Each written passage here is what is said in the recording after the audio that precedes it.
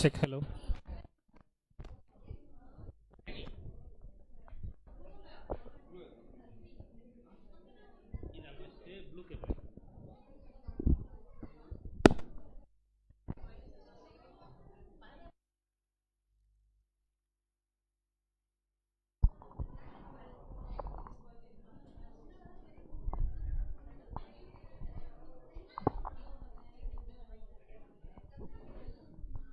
Start பண்ணிடலாம்.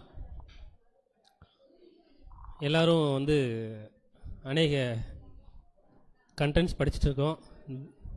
திடீர்னு இறைவன் கீதங்கள் படிச்சுட்ருப்போம், அப்புறம் புஸ்தகத்தை படிச்சுட்ருப்போம். சரி, நம்ம ஸ்டார்ட் பண்ணிடலாம். யாரும் பேச வேணாம். அன்புக்குரிய சகோதர சகோதரிகளே, நம்ம அனைவரும் எழுந்து நிற்கலாம்.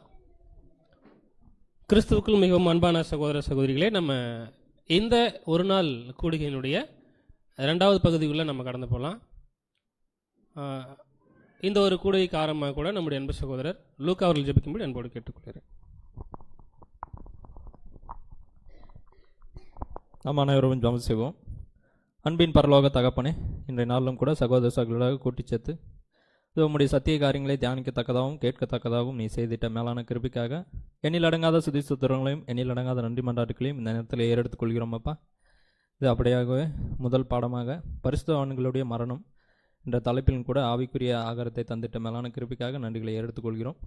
இது 1 கொரிந்தியர் 13வது அதிகாரத்தில் உள்ள காரியத்தில் கூட நாங்கள் புரிந்து அந்த காரியங்களை எங்கள் வாழ்க்கையில் அபியாசப்படுத்தத்தக்கதாக இது அந்த காரியங்களை ஆலோசிக்க இருக்கிற இந்த காரியத்தை முதல் பாதப்படுத்தல் ஒப்புக் கொடுக்குறோம். நீர்தாமே பொறுப்பெடுத்து வழிநடத்துங்க. இது உம்முடைய ஞானத்தினாலே இடைக்கட்டியும் பரிசுத்த ஆவியின் அனுகிரகத்தை எங்களுக்கு தந்தும் அதை நாங்கள் சரியான விதத்தில் புரிந்து கொண்டு அதை நடைமுறைப்படுத்த உதவி செய்தல்ல வேண்டுமா இந்த நேரத்தில் எடுத்துக்கொள்கிறோம். அப்பா, இது அப்படியே சகலத்தையும் முதல் பாதப்படுத்தல் ஒப்புக் கொடுக்குறோம். கேட்டதும் கேட்க மறந்தது யாவும் எங்களுடைய சித்தத்தின் பிரகாரம் அல்லாமல் உம்முடைய சித்தமே எங்களுடைய வாழ்நாளில் பரிபூர்ணமாய் நிறைவேறத்தக்கதாக பொறுப்பெடுத்து வழிநடத்த வேண்டுமாய் மீட்பெறும் இரட்சகரும் சகாயரமான இயேசு கிறிஸ்துவின் விலையேறப்பெற்ற நாமத்தினாலே சிறிய ஜபத்தை எடுத்துக்கொள்கிறோம். ஜபங்கள் நல்ல பிதாவே, ஆமென்.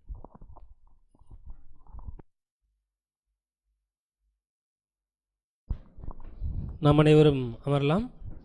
கிறிஸ்துவுக்குள் மிகவும் அன்பான சகோதர சகோதரிகளே, இன்றைய தினத்திலும் கூட நம்ம ஒரு முக்கியமான ஒரு பகுதிக்குள்ளாக நம்ம கடந்து வந்திருக்கோம். அன்பான சகோதர சகோதரிகளே, அன்பு அப்படின்ற ஒரு டாப்பிக்கில் 1 கொரிந்தியர் 13ஆம் அதிகாரம் நம்முடைய மூத்த சகோதரர் அப்போஸ்தலனாகிய பவுல் ரொம்ப அழகாக என்ன பண்ணியிருக்காரு அப்படின்னு பார்க்கும் பொழுது எழுதியிருக்காங்க. அதில் நம்ம எப்படி படிக்க போகிறோன்னா இந்த ஒரு விஷயத்தை, இந்த வசனங்களை 13ஆம் அதிகாரத்தில் இருக்கிற வசனங்களை 3 பகுதிகளை பிரிக்க போகிறோம். ஓகேங்களா? எல்லோரும் பார்க்குறீங்க, ரொம்ப சந்தோஷம். முதல் பகுதி என்னன்னா, முதல் 3 வசனங்கள் இந்த 1 கொரிந்தியர் 13ஆம் அதிகாரத்தினுடைய ஒரு சாராம்சம், அதுக்கான இன்ட்ரோடக்ஷன் மாதிரி அது இருக்கும். அதுக்கப்புறம் 4 வசனங்கள்லிருந்து அன்பை பற்றி பர்டிகுலராக பேசுகிற வசனங்கள், அது பார்ட் 2. சரிங்களா? 3வது பாகம் என்ன அப்படின்னு பார்த்தோம்னா, இது கன்க்ளூடிங் ரிமார்க்ஸ். இது முடிவுரையா சில விஷயங்களை, அதுக்கு வசனங்களை நம்ம என்ன பண்ண போகிறோம்னா பார்க்க போகிறோம். ஓகேங்களா? ஸோ அப்போ முதலாவது பகுதிக்குள்ளே நம்ம கடந்து போகலாம். அன்புக்குரிய சகோதர சகோதரிகளே, இந்த ஒரு டிஸ்கஷன் 1 கொரிந்தியர் 13ஆம் அதிகாரத்தினுடைய இந்த பெரிய டிஸ்கஷன் இன்னொரு டாபிக் வைக்கலாம். என்ன டாபிக் அப்படின்னு பார்த்தோம்னா, அன்பில் அளவுகோல். ஓகேங்களா? ஸோ எந்த அளவுக்கு வந்து அன்பில் நாம் வளர்ந்துருக்கோம், அதை ஸ்கேல் வச்சு என்ன பண்ண போகிறோம். ஸ்கேல் வந்து 30 சென்டிமீட்டர் உள்ள ஸ்கேல் லிட்டரலாக இல்லை, ஆவிக்குரிய ஸ்கேல் வச்சு நம்ம அதை அளந்து பார்த்து எந்த அளவுக்கு நம்ம வளர்ந்துருக்கோம் அப்படின்ற ஒரு விஷயத்த ஸோ நம்ம இன்னைக்கு பார்ப்பதற்கு, ஈவன் நாமளே நிதானிச்சு பார்ப்பதற்கு கூட தேவன் நமக்கு கிருபை செய்கிறாங்க. தேவனுக்கு நன்றியுடன் கூடிய ஸ்தோத்திரங்கள் எடுத்துக்கொள்ளலாம். சரிங்களா? ரைட். ஸோ இப்போ என்ன செய்யலாம் அப்படின்னா, அன்பு அப்படின்ற ஒரு அன்புனா என்ன, ரொம்ப டீப்பாக நம்ம பதில் சொல்ல வேணாம். ஓகேங்களா? அன்புனா என்ன, அது அதாவது எத்தனை வகையான அன்பு இருக்குது அதெல்லாம் இல்லை. அன்புனா என்ன, ஒரு சிம்பிளாக பிரதர் கூட அந்த ஒரு PDF அனுப்பிச்சிருப்பாங்க. ஆமாம், சொல்லணும் சிம்பிளா. அன்புனா என்ன, அன்பு என்றால் என்ன?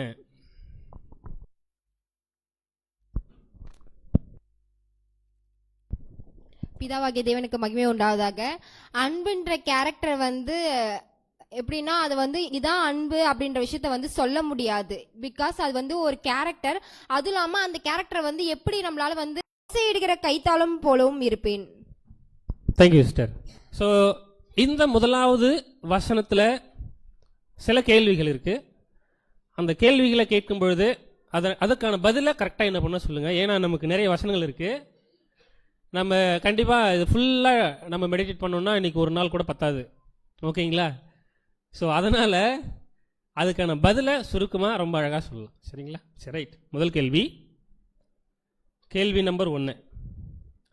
நான் மனுஷர் பாஷைகளையும் தூதர் பாஷைகளையும் பேசினாலும். இப்போ மனுஷர் பாஷைனா எப்படிப்பட்டது, தூதர் பாஷைனா எப்படிப்பட்டது, இது எப்படி புரிஞ்சுக்கிறது? வசனத்தையே நம்ம என்ன பண்ணுறோம்னா பகுதியாக பிரிச்சிட்டோம். ஓகேங்களா? அதாவது இங்கே என்ன சொல்கிறார் அப்படின்னா, மனுஷர் பாஷையும் தூதர் பாஷைகளையும் பேசக்கூடாதுன்னு சொல்கிறாரா? பேசக்கூடாதுன்னு சொல்கிறாரா? ஓகே, பேசலாம். பேசினாலும் அப்படின்னா அது என்ன, அதான் சொல்லுங்க. சிஸ்டர் சிவசக்தி கொஞ்சம்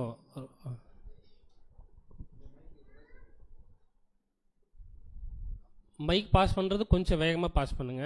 சப்போஸ் யாராவது வாலண்டியர்ஸ் இருந்தால் கூட. பிதாவாகிய தேவனுக்கு மகிமை உண்டாவதாக. எங்க என்ன பவுல் பேசுகிறாருன்னா ஃபஸ்ட்டு வந்து அவரை அப்ளை பண்ணுறாரு. எப்படின்னா நான் அப்படின்னு சொல்லிட்டு அவர் முன்னாடி வைக்கிறாரு. மனுஷர் பாஷைகளையும் தூத பாஷைகளையும் பேசினாலும்னு சொன்னால், இப்போ அது வந்து அந்த கொரிந்தியர் சபையில் எப்படின்னு சொன்னால், ஒரு கிரேக்கர்கள் வந்து அவங்க பேச்சு திறமையில் ரொம்ப வல்லவராளாக இருப்பாங்க. அந்த பேச்சு திறமையில் வந்து அங்கே போய் அவர் சத்தியத்தை பேசி அவங்களுக்கு சபைகளை ஆரம்பிக்கிறதுன்றது சாதாரண விஷயம் கிடையாது. ஆனாலும் அவர் பேசி அங்கே வந்து சுவிசேஷத்தை வந்து அங்கே பிரசங்கிக்கிறாரு, அங்கே ஆரம்பிச்சிருக்காரு. அப்போ நான் இப்படிப்பட்ட வரங்கள் எனக்கு தேவன் கொடுத்துருந்தாலும், நான் மனுஷர் பாஷைகள்னா மனுஷருக்கு நிறைய பாஷைகள் தேவன் கொடுத்துருக்காங்க. அப்படிப்பட்ட பாஷைகள் எனக்கு தெரிஞ்சிருந்தாலும், தூதர் பாஷைகள்னா தூதருடைய பாஷைகளை நம்மளால் பேச முடியாது. அவருடைய சுவிசேஷத்தை அவருடைய வசனத்தை தான் நம்ம பிரசங்கிக்கிறோம்.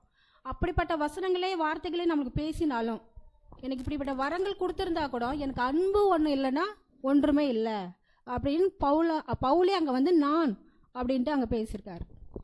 Thank you sister. ஸோ அப்போ மனுஷர் பாஷைகளை தூதர்களுடைய பாஷைகளை நம்ம பேசுறது, இப்போ மனுஷருடைய பாஷைகள் அப்படின்னா நமக்கு தெரியும் என்ன அப்படின்னு சொல்லிட்டு. ஓகேங்களா? இப்போ தூதர்களுடைய பாஷைன்னா என்ன, அது எப்படி நம்ம புரிஞ்சுக்கிறது? ஸோ சகோதரி அழகாக சொன்னாங்க, அதில் மனுஷர் பாஷை அப்படின்றது ஓகே ரைட்டு, நம்ம பேசுகிற அந்த ஒரு காரியங்கள் தான். ஆனால் அந்த பாஷையை வச்சு தான் நம்ம என்ன பண்ணுறோம், காஸ்பல் சொல்கிறோம். ரொம்ப அழகான பதில். இங்கே என்ன பார்க்குறோம், இந்த இடத்துல தூதருடைய பாஷையை நான் பேசினாலும் இதுக்கு என்ன அர்த்தம்? அதுக்கப்புறம் அன்பு எனக்கு இல்லாவிட்டால், அதுக்கப்புறம் அதுக்கு போகலாம். சிஸ்டர் ரம்யா சீக்கிரமாக சொல்லுங்கள். இந்த தூதர்கள் பாஷைன்னு சொல்லியிருக்காங்கன்னா, தூதர்கள் வந்து எப்படி பேசுவாங்க நமக்கு வந்து தெரியாது. அது வந்து நமக்கு ப்ரூஃபும் இல்லை. இங்கே வந்து சிம்பாலிக் லாங்குவேஜாக, அதாவது ஒரு எக்ஸ்ட்ரீம் லெவலுக்கு ஒரு பாயிண்ட்டை வந்து புரிய வைக்கிற அளவுக்கு வந்து பவுல் வந்து பேசியிருக்காரு அப்படின்றத நான் புரிஞ்சுக்கிட்டேன். Thank you sister. ஸோ நம்ம எதிர்பார்த்த பதில் அழகாக வந்துடுச்சிங்க.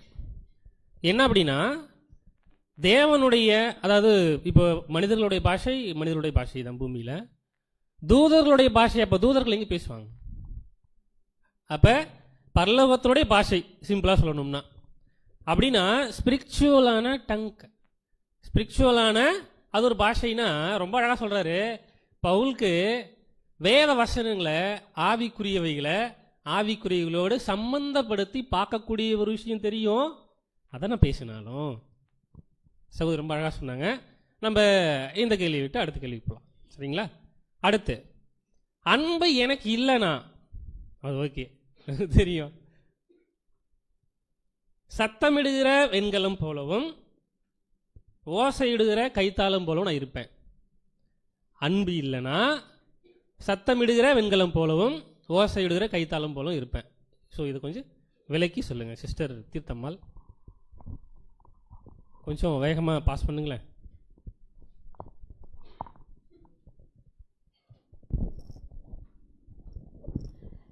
தேவனுக்கு மகிமை உண்டாவதாக. இதில் வந்து 1 கொரிந்தியர் 13ஆம் அதிகாரம், அதுக்கு முன்னாடி 12ஆம் அதிகாரத்தை முடிச்சிருப்பாரு. ஸோ அதில் வந்து ஃபஸ்ட்டு என்ன சொல்லியிருப்பாங்கன்னா வரங்களை பற்றி பேசியிருப்பாங்க. ஸோ வரங்களை பற்றி பேசிட்டு அதுக்கப்புறமா தான் இந்த சாப்டருக்குள்ளே வருவாங்க. இந்த சாப்டருக்குள்ளே வரும்போது அகாபே அன்பை பற்றி தான் பேச தொடங்குவார். அப்படி தொடங்கிறதுக்கு முன்னாடி தான் இந்த ஒரு விஷயங்களை சொல்லுவார். என்ன சொல்லுவார்னா, நான் மனுஷ பாஷைகளையும் தூதர் பாஷைகளை பேசினாலும் அன்பு எனக்கு இராவிட்டால் சத்தம் இடுகிற வெண்கலம் போலவும் ஓசை இடுகிற கைத்தாளம் போல இருப்பேன் அப்படி சொல்லிட்டு சொல்லுவார். அதுக்கு ஆக்சுவலாக என்னன்னா, இதில் வந்து ஃபஸ்ட்டு மெயினாக ஒரு காட்டுற ஒரு விஷயம் என்னன்னா அன்பு தான். ஸோ அன்புன்ற விஷயம் தான். அந்த அன்பே இல்லாத நீங்கள் என்ன தான் பண்ணாலுமே அது எல்லாமே எப்படி தான் இருக்கும் அப்படின்னும் போது ஒன்றுமே இல்லாததாக இருக்கும். அதாவது உங்கள் வார்த்தைக்கும் சரி உங்களுடைய செய்கைக்கும் சரி தொடர்பில்லாத போயிடும். அதுதான் அங்கே வந்து என்ன சொல்லியிருக்காங்கன்னா, சத்தமிடுகிற வெண்கலம் போலவும் கைத்தாளம் போலவும் இருக்கும் அப்படின்னும் பொழுது பேசுறது வந்து அப்போ அங்கேருந்து அந்த கொருந்தி பட்டணத்தில் இருக்கிறவங்க வந்து பேச்சு திறமையில் ரொம்ப வல்லவர்களாக இருந்தாங்க. ஸோ அப்படி அவங்க பேச்சு திறமையில் வல்லவர்களாக இருந்ததுனால தான் இந்த ஒரு வார்த்தையை வந்து அவர் குறிப்பிடுறாரு. ஸோ அதுதான் வந்து என்ன சொல்லியிருக்காருன்னா, வெண்கலம் போலவும் ஓசைடு கைத்தாளம் பேசுகிறாங்க, வாய்ச்சாலகத்தில் நல்லா பேசுகிறாங்க. ஆனால் பேசுகிற விஷயம் எப்படி இல்லைன்னும் போது அன்பினால் இல்லை, அன்பினால் அவங்க பேசப்படலை. அதாவது அன்பினால் பேசியிருந்தாங்களா, அந்த முழு அன்புள்ளவர்களாக அவங்க பேசியிருந்தாங்கன்னா அவங்க பேசுகிற வார்த்தை அவங்க பேசுகிற உபதேசம் எப்படி இருக்குன்னா உணர்வுள்ளதாக இருந்திருக்கும். ஸோ அப்படி அவங்க பேசாமல் எப்படி பேசுகிறாங்கன்னா வெறும் வார்த்தைகளால் பேசுகிறாங்க. அப்படி பேசுறதுனால அவங்க ஒரு புது சிருஷ்டிக்குரிய ஆதாரத்தை இழக்கக்கூடியவங்களா இருக்கிறாங்க அப்படிங்கிற விஷயத்தை நம்ம பார்க்குறோம். Thank you sister. சத்தம் இடுகிற வெண்கலம் போலவும் ஓசை இடுகிற கைத்தாளம் போலவும் இன்னும் கொஞ்சம் நம்ம என்ன பண்ணலாம்னா இதை எக்ஸ்பிளைன் பண்ணலாம். பிரதர் சஞ்சய்.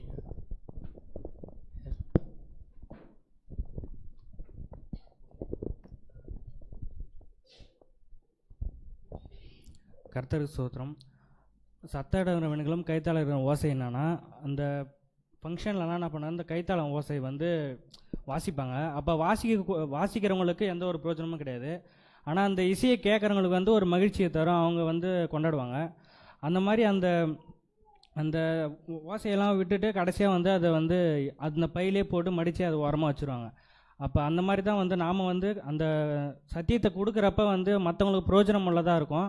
ஆனால் அந்த சொல்கிற விஷயங்கள் வந்து மற்றவங்களுக்கு போய் புரியும், மற்றவங்க வந்து அதை செயல்பாட்டில் கொண்டு வராங்க. ஆனால் நாமளே வந்து அந்த ஒரு செயல்பாட்டை கொண்டு வர மாட்டேன்றது எனக்கு ஒரு புரிஞ்ச விஷயம். Thank you brother. அடுத்து இன்னும் நமக்கு பதில் இதிலேருந்து வேணும்.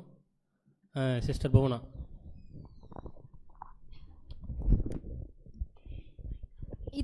இந்த வசனத்தை, அதாவது ஓசையை குறித்து சொல்றதுக்கு முன்னாடி லாங்குவேஜை குறித்து சொல்லிட்டாங்கன்னா மனுஷர் பாஷையும் தூதர் பாஷையும், அதாவது ஸ்பீக்கர்ஸை குறித்து சொல்லலாம்.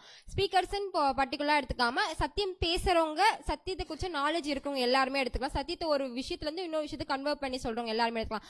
அப்படி அந்த டேலண்ட் என்கிட்ட இருக்கு. அதாவது மனுஷர் பார்த்தீங்கன்னா ஆல் லாங்குவேஜ் எனக்கு தெரியும், இவ்வளோ எந்த லாங்குவேஜ்ல நான் பேச சொன்னாலும் என்னால் பேச முடியும் அப்படின்னா. தூதர் பாஷைனா ஒரு எக்ஸ்ட்ரீம் லெவல், அதாவது அவங்களே எனக்கு தெரியும் ஆல் லாங்குவேஜ், எத்தனை லாங்குவேஜ் இருக்கோ இந்தியாவிலயும் சரி அதர் கண்ட்ரிலையும் சரி எத்தனை லாங்குவேஜ் இருக்கோ எல்லாத்திலும் நான் பூந்து விளாசுவேன் அப்படின்னு சொல்ற ஒரு ஸ்பீக்கரா இருந்தாலும் சரி, ஒரு பர்சனா இல்ல இன்க்ளூடிங் மீ நானா இருந்தாலும் சரி, அப்படி இருக்கும்போது நான் என்ன அப்படி நான் பேசுறேன் அப்படி இருக்குன்னா நான் எப்படி சத்தம் எடுக்கிற வெண்கலம் போலவும் ஓசையோட கைத்தாளம் போலனா, வெண்கலம்ன்றது காப்பர் வந்து ரொம்பவே எப்படி இருக்குன்னா ரொம்ப மெலிசா இருக்கும். அது இல்லாம சவுண்ட் எப்படி இருக்குன்னா ரொம்பவே ஹெவியா இருக்கும். லைட்டா டச் பண்ணாலே சவுண்ட் வந்து ஹையா இருக்கும். அதே மாதிரி கைத்தாளம்ன்றது மோஸ்ட் ஆஃப் இப்ப இருக்கிற ஜென்ரேஷன் யாரும் பாத்துக்க முடியாது, அதிகமா இப்ப கேள்விப்பட்டிருக்க மாட்டோம். ஆனா அது வந்து மியூசிக் தர கூட ரெண்டு பக்கமும் அடிச்சோம்னா அதுல இருந்து சத்தம் வரும், ஒலி வந்து அதிகமா வரும் அப்படின்ற பாக்குறோம். இது ரெண்டுமே எதுனா ஒரு சத்தத்தை அடையாளப்படுத்துது. அப்ப சத்தம் வருது, பட் சத்தத்தை கேட்கறவங்களுக்கு ஓகே. ஆனா அந்த சத்தத்தை கொடுக்கறாது கொஞ்ச நேரம் தான் சத்தத்தை கொடுக்கும், அதுக்கப்புறம் போயிட்டு அதை அமைதியா வச்சிருவாங்க. அதுக்கப்புறம் அதை யூஸ் பண்ண மாட்டாங்க. தேவைன்னும் போது தான் அதை யூஸ் பண்றாங்க, அது வரைக்கும் அது அமைதியா தான் இருக்கு. ஸோ இப்படி சத்தத்தை கொடுத்து எதுவுமே பண்ணாலும், நீ ஒரு நல்ல ஸ்பீக்கராகவே இருந்தாலும் தேவன் உனக்கு எல்லா விஷயத்தையும் கொடுத்து எல்லா விஷயங்களும் வெளிப்படுத்தி நீ எல்லாத்தையும் பேசுற விஷயங்களா இருந்தாலும் சரி, நீ நிறைய ரீப்ரின்ஸ்ல இருந்தாலும் வால்யூம்ஸ் இருந்தாலும் பைபிளே கரைச்சி குடிச்சிருந்தாலும் எல்லா விஷயங்களும் நிறைய பேசுற எல்லாமே தெரிந்தாலும் அதை வெளிப்படுத்துற விஷயத்துல உனக்கு அன்பு இருக்கா, அதை கேட்கறவங்களுக்கு ஒரு சில டைம்ல வந்து அந்த சத்தத்தை கேட்கறவங்களுக்கு இனிமையா இருக்குன்னு நம்ம பாக்குறோம். அப்ப அந்த சத்தத்தை கேட்கறாங்கன்னா அப்ப ஆப்போசிட்ல பர்சனுக்கு வந்து அந்த சப்ஜெக்ட் யூஸ்ஃபுல்லா இருக்கு. ஆனா எடுத்த நீ எந்த நோக்கத்துல எடுத்திருக்க, அதை மத்தவங்க பார்க்கணும், அதை கேட்கணும், நான் இவ்வளவு தூரம் தெரிஞ்சிருக்கேன் அப்படின்னு தானே எடுத்தா, இல்ல அன்பின் மித்தமாக நீ அந்த சத்தியத்தை வந்து அவங்களுக்கு சொல்லி கொடுத்துருக்கியான்ற விஷயத்தை இதை அடையாளப்படுத்துதுண்ணா. Thank you sister. ஸோ இப்போ என்ன பண்ணலாம் அப்படின்னா, அன்பு எனக்கு இராவிட்டால் அப்படின்ற ஒரு வார்த்தையை சேர்த்துக்கலாம். இது மூன்றாவது கேள்வி. ஓகேங்களா? அன்பு எனக்கு இராவிட்டால் சத்தமிடுகிற வெண்கலம் போலவும் ஓசையிடுகிற கைத்தாளம் போலவும் நான் இருப்பேன். இப்போ கேள்வி ஃபுல்ஃபில் ஆகும். ஓகேங்களா? ரைட். ஸோ இன்னும் கொஞ்சம் நம்ம என்ன பண்ணோம்னா அதில் விளக்கி சொல்லணும். கர்த்தர் ஸ்தோத்திரம். அதாவது இங்கே அன்பு எனக்கு இல்லாவிட்டால் அப்படின்னு சொல்லி ஒரு கொஸ்டினை வச்சுட்டு அதுக்கு உதாரணமாக தான் என்ன சொல்கிறாருனாக்கா, வெண்கலம் போலவும் ஓசையிடுகிற கைத்தாளம் போலவும் இருப்பேன் அப்படின்னு சொல்கிறார். அப்படின்னா இங்கே இந்த எக்ஸாம்பிள் எது சொல்கிறாரு அப்படின்னாக்கா, ஒருத்தர் இசை வாசிக்கிறார் அப்படின்னாக்கா அந்த இசை வாசிக்கிற அந்த ஒரு இதில் அவர் ரொம்ப ஆர்வமாக இருந்து அதை அழகாக வாசிக்கணும். அவர் அப்படி வாசித்தா தான் கேட்குறவங்களுக்கு என்ன ஆகும் அப்படின்னாக்கா அது ஒரு இசையாக ரசிக்கக்கூடிய ஒரு விதமாக இருக்கும். அதே போல் நம்ம சத்தியம் மற்றவங்கள்ட்ட சொல்கிறோம் அப்படின்னாக்கா நாம் தேவனிடத்தில் இருக்கக்கூடிய அந்த அன்பை நம்ம ருசித்து பார்த்துருக்கணும். அப்படி ருசி பார்த்தா தான் நம்ம மற்றவங்களுக்கு அந்த அன்பை காட்ட முடியும். அந்த ஒரு அன்பை காட்ட விதமாக இல்லை அப்படின்னாக்கா, இப்போ பயிற்சி எடுக்காமல் இசையில் ஆர்வம் இல்லாமல் போயிட்டு நம்ம மியூசிக்கை வாசித்தோம் அப்படின்னாக்கா அது ஒரு இசையாக வராது, அது வேறு மாதிரி தான் போகும். அதை கேட்குறவங்களுக்கு அது எப்படி இருக்கும் அப்படின்னாக்கா அது கேட்குற மாதிரி இருக்காது, ரசிக்கிற மாதிரி இருக்காது. அப்போ அந்த மாதிரி நம்ம இருந்துடக்கூடாதுங்கிறது தான் இந்த ஒரு தேங்க்யூ பிரதர். ஸோ கடைசியாக நம்ம ஒருத்தருக்கு மட்டும் இந்த கேள்வி நம்ம கேட்போம், முடிச்சிடலாம். இந்த கேள்விக்கு பதில் அடுத்து யார் சொல்கிறீங்க? சிஸ்டர்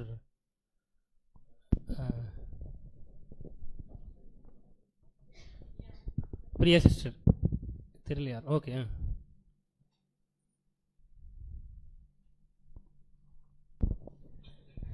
இந்த இடத்துல அன்பு இராவிட்டால் அப்படின்னு சொல்லிட்டு 2 உதாரணங்கள் கொடுத்துருக்காங்க. ஆக்சுவலி அந்த 2 உதாரணமே என்னென்னா ரொம்ப சத்தத்தை கொடுக்கக்கூடிய ஒரு பொருள் அடையாளப்படுத்தி தான் சொல்லியிருக்காங்க.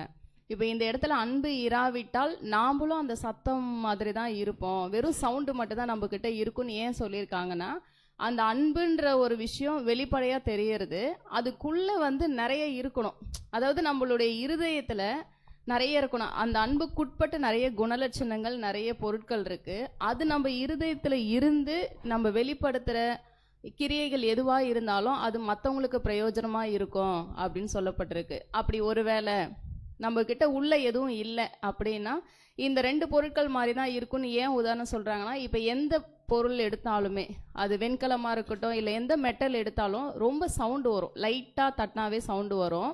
ஆனால் அதுவே அந்த பொருட்கள் உள்ள, அதாவது அந்த பாத்திரத்துக்குள்ளே ஏதாவது ஃபுல்லாக இருந்துச்சு, ஏதாவது திங்ஸ் நிரம்பி இருந்துச்சுன்னா அதோட சவுண்டு ரொம்ப லவுடாலாம் இருக்காது, ஓரளவுக்கு சவுண்டு கேட்கக்கூடியதாக இருக்கும். அதை தான் இங்கே எக்ஸாம்பிளாக நமக்கு என்ன சொல்கிறாங்க அப்படின்னா, நம்ம இருதயத்தில் ஃபுல்லாக நிரம்பி இருந்து வெளியில் வருது, அதை நம்ம கிரியில் காமிச்சு அந்த அன்பு வெளியில் வருதுன்னா அது மற்றவங்களுக்கும் பிரயோஜனம், நமக்கும் பிரயோஜனமாக இருக்கும். அப்படி இல்லை, உள்ள எதுவுமே இல்லாத எம்டியாக இருக்குது இருதயம், நம்மளுடைய சிந்தை எம்டியாக இருந்து வெளியில் வர சத்தம், அந்த வெளித்தோற்றமான அன்பு மட்டும் நம்மக்கிட்ட இருந்து வெளிப்படுது அப்படின்னா அது வெறும் சத்தமாக மட்டும்தான் இருக்கும். அதனால் ஒரு பிரயோஜனமும் இல்லை, கேட்கும்போது மற்றவங்களுக்கு இனிமையாக தெரியலாமே தவிர்த்து அதுலேருந்து எந்த பயனும் இல்லைன்றதுக்கு உதாரணம் சொல்கிறாங்க.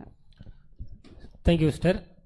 ஸோ அப்போ நம்ம இந்த ஒரு கேள்விக்கான பதிலை நம்ம கன்க்ளூட் பண்ணிடலாம்.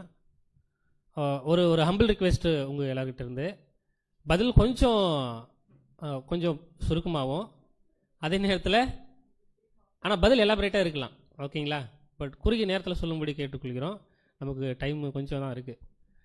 ஸோ இந்த கேள்விக்கான பதில் ரசல் அவர்கள் கொடுத்த ஒரு விஷயம் என்னென்னா, வெரி சிம்பிள். சகோதரியும் அதில் அழகாக ஷேர் பண்ணியிருக்காங்க.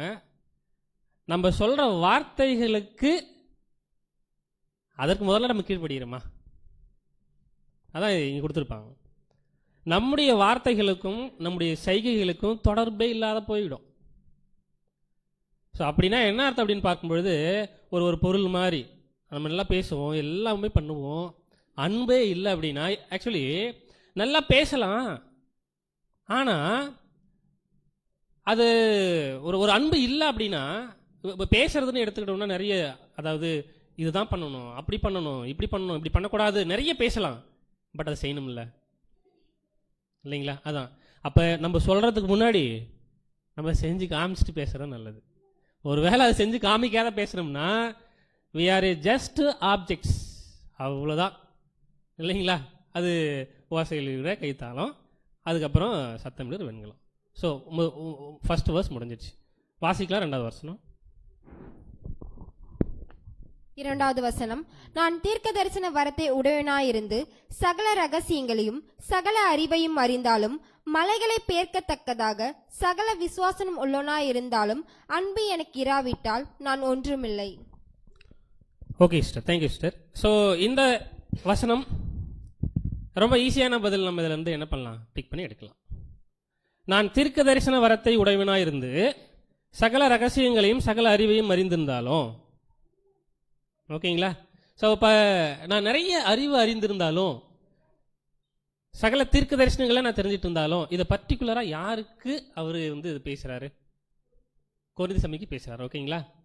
ஒருவேளை நான் அப்படின்னு சொல்லப்படுறதுனால இந்த இடத்துல அவர் மாத்திரம் வருவாரா? எல்லாருமே வந்துடுவாங்க. ஓகேங்களா? திருச்சபையின் பிள்ளைகள் எல்லாரும் என்ன பண்ணுவாங்கன்னா அதுக்குள்ளே வந்துடுவாங்க. ரைட். ஸோ சகல அறிவு எப்படிப்பட்டதான அறிவு? சகல அறிவு. ஓகேங்களா? அப்போ சத்தியத்தை பற்றின ரொம்ப நாலேஜ், அதாவது நல்லா கிறிஸ்டல் கிளியரா எங்க கேள்வி கேட்டாலும் ரொம்ப அழகா என்ன பண்ணுவாங்க அப்படின்னா பதில் சொல்லுகிற ஜனங்களை என்ன பண்ணுவாங்க இருப்பாங்க. விசுவாசம் கூட எப்படிப்பட்டதா இருக்கும் தெரியுங்களா? மலைகளை பெயர்க்கத்தக்கதான விசுவாசம் உங்களுக்கு கண்டிப்பா இருக்கும், கண்டிப்பா இருக்கும். ஆனா அன்பு எனக்கு இராவிட்டால் நான் ஒன்றும் இல்லை. இப்போ இதுல கேள்விகள் அப்படின்னா ஒவ்வொன்றும் பார்ட்டா இல்லை. பொதுவா அன்பு எனக்கு இல்லைன்னா நான் ஒன்றும் இல்லை அப்படின்னு சொல்றாரு இல்லைங்களா? அதை விளக்குனா போதும். ஏன்னா அதுக்கு முன்னாடி இருக்கிற காரியங்கள் வந்து நமக்கு தெரியும். ஒருவேளை நீங்கள் அதை அப்படியே கன்சால்ட் பண்ணி கூட சொல்லுங்க. நீங்கள் சிஸ்டர் ஸ்வாதிகா.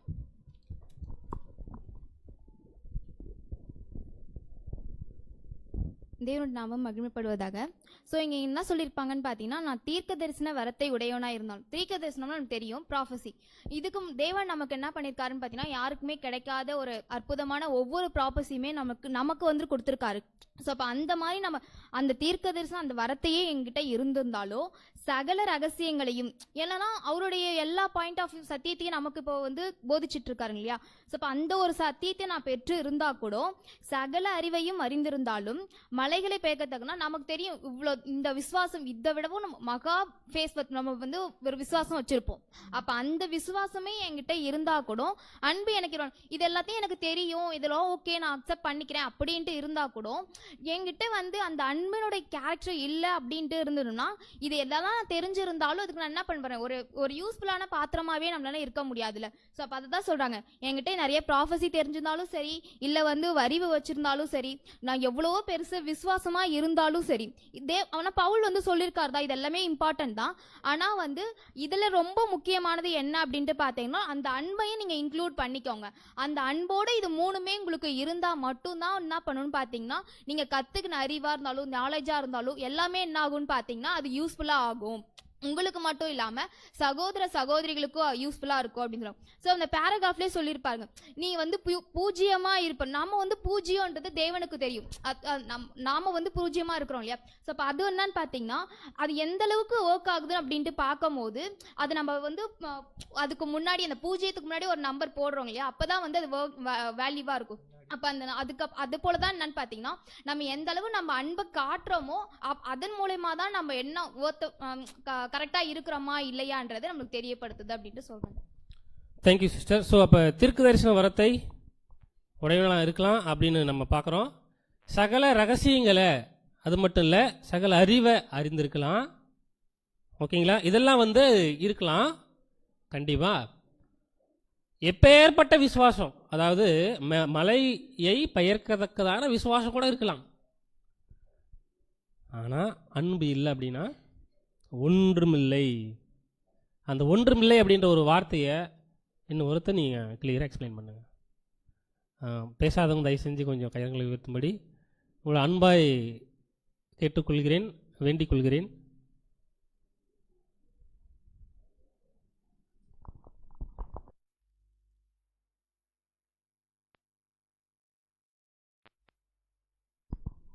மைக் எப்படி பிடிச்சிக்கோங்க பிரதர்,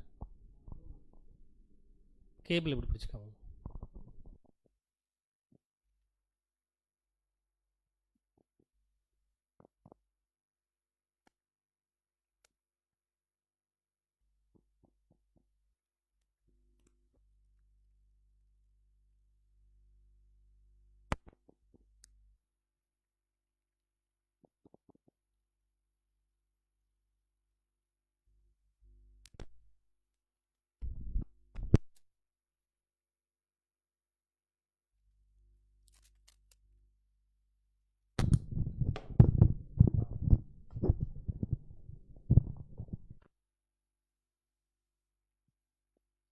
ஒரு வசனத்துல பவுல் என்ன ஒரு விஷயத்த சொல்றாங்க?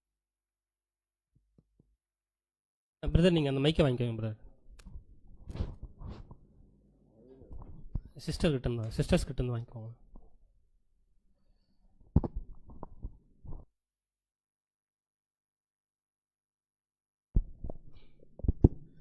இந்த ஒரு வசனத்தில் என்ன ஒரு விஷயத்த பவுல் இங்கே சொல்கிறாங்கன்னா, அவருக்கு வந்துட்டு தீர்க்க தரிசன வரம், ரகசியங்கள் எல்லாமே வெளிப்படுத்தப்பட்டிருக்கு அப்படின்ற ஒரு விஷயம் நமக்கு தெரியும்.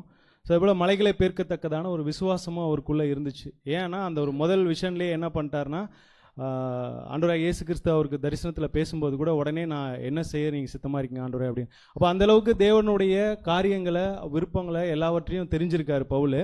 ஆனால் எனக்கு எல்லாமே அது இருந்தாலும் அன்பு எனக்கு இல்லைன்னா நான் என்ன இல்லைன்னா ஒன்றுமே இல்லை அப்படின்ற ஒரு விஷயத்த சொல்லும்போது இது எப்படி புரிஞ்சிக்கலான்னா, தேவனுக்குள்ளே நம்ம எந்த அளவுக்கு வளர்ந்துருக்குறோம் அப்படின்ற அந்த ஒரு வளர்ச்சியை வந்துட்டு காட்டக்கூடியதாக இருக்குது. இப்போ நமக்கு தேவனை பற்றின திட்டங்கள், அவருடைய தீர்க்க தரிசனங்கள், ரகசியங்கள் எல்லாமே தெரியுது. அப்போ அதெல்லாம் தெரிஞ்சிருக்க நம்மளுடைய சிந்தையில் மட்டும் தேவனுடைய சித்தத்தை, விருப்பத்தை, திட்டத்தை எல்லாத்தையும் தெரிஞ்சுக்கிட்டு அன்புன்ற அந்த ஒரு குணலட்சணத்தை நம்மளுடைய சரீரத்தில், நம்மளுடைய கிரியில் காட்டலை அப்படின்னா நம்மளோட தலை மட்டும் என்ன ஆயிருக்கும்னா நிறைய வளர்ந்த மாதிரி இருக்கும். பட் சரீரம் வந்துட்டு ஒன்றுமே இல்லாமல் அந்த குணலட்சணத்தில் இருக்கும்போது அது ஒரு குறைபாடு உள்ள வளர்ச்சியை வந்துட்டு நமக்குள்ளே காட்டக்கூடியதாக இருக்கும். ஸோ பவுல் இந்த இடத்துல அந்த ஒரு விஷயம் தான் சொல்கிறாரு, எல்லாமே இருந்தும் அது எனக்கு இல்லை அப்படின்னா நான் வந்துட்டு ஒன்றுமே இல்லைன்னும் போது அந்த ஒரு முழுமையான ஒரு வளர்ச்சி இருக்காது அப்படின்றத அந்த இடத்துல சொல்கிறத பார்க்குறோம். So thank you brother. ஒரு நல்ல ஒரு பாயிண்ட் பிரதர் பிக் பண்ணி எடுத்திருக்காங்க, வளர்ச்சி அப்படின்ற ஒரு விஷயம். ஓகேங்களா? அன்புக்குரிய சகோதர சகோதரிகளே, ஒன்றும் இல்லை அப்படின்னா, அன்பு இல்லை அப்படின்னா we are zero, we are diminished, ஒன்றுமே கிடையாது. ஓகேங்களா? ஸோ அப்போ நம்ம அன்பு இல்லை அப்படி நம்ம இருக்க வாய்ப்பு இல்லை, அன்பு இருக்கு. ஸோ அப்படின்னா இந்த ஒரு கேள்வி நான் மறுபடியும் கொஞ்சம் கேட்குறேன். ஜீரோ அப்படின்றதுனா பூஜ்ஜியம், ஒன்றும் இல்லை. அப்போ அன்பு இருக்கும் இல்லையா? அன்பு இருக்கணும்னா அப்போ ஜீரோ இல்லாமல் அதுக்கு பின்னாடி நம்பர் என்ன வரணும்? ஒன்றுன்னு வரணும்ல, ரெண்டுன்னு some value will be exist. So அந்த வேல்யூ எப்படிப்பட்டது, அதை நம்ம எப்படி சொல்லலாம்? நம்மளுடைய கேள்வி கேட்குறேன். ஜீரோ அப்படி இல்லாமல் ஜீரோ அப்படி இருந்தால் தான் அன்பு இல்லைன்னு அர்த்தம். அப்போ அன்பு இருக்குதுன்னா என்ன அர்த்தம்? ஏதோ சம் நம்பர் எக்ஸிஸ்ட் ஆகுதுன்னு அர்த்தம். அதை சொல்லுங்க. இதில் இருக்கிற விஷயத்த ரொம்ப ரொம்ப முக்கியமான விஷயம், ரொம்ப நல்ல பாயிண்ட் பிரதர் எழுதியிருக்காங்க, இந்த புக்கில் இருக்கு. அன்பு அப்படின்றது என்ன ஒரு விஷயத்தினுடைய அடையாளம், அதான் கேள்வி.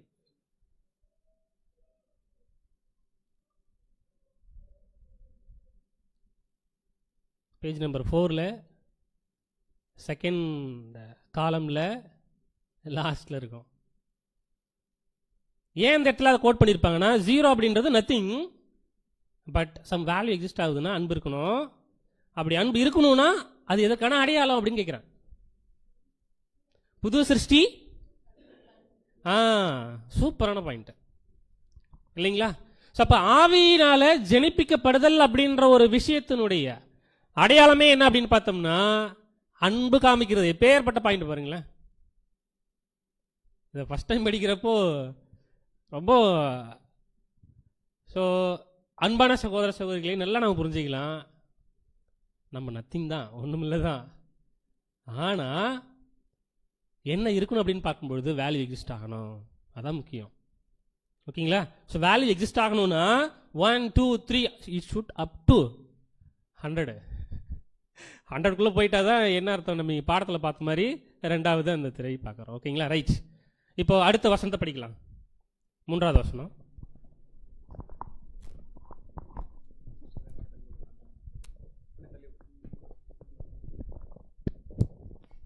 மூன்றாவது வசனம், எனக்கு உண்டான யாவற்றையும் நான் அன்னதானம் பண்ணினாலும் என் சரீரத்தை சுற்றெடுக்கப்படுவதற்கு கொடுத்தாலும் அன்பு எனக்கு இராவிட்டால் எனக்கு பிரயோஜனம் ஒன்றுமில்லை.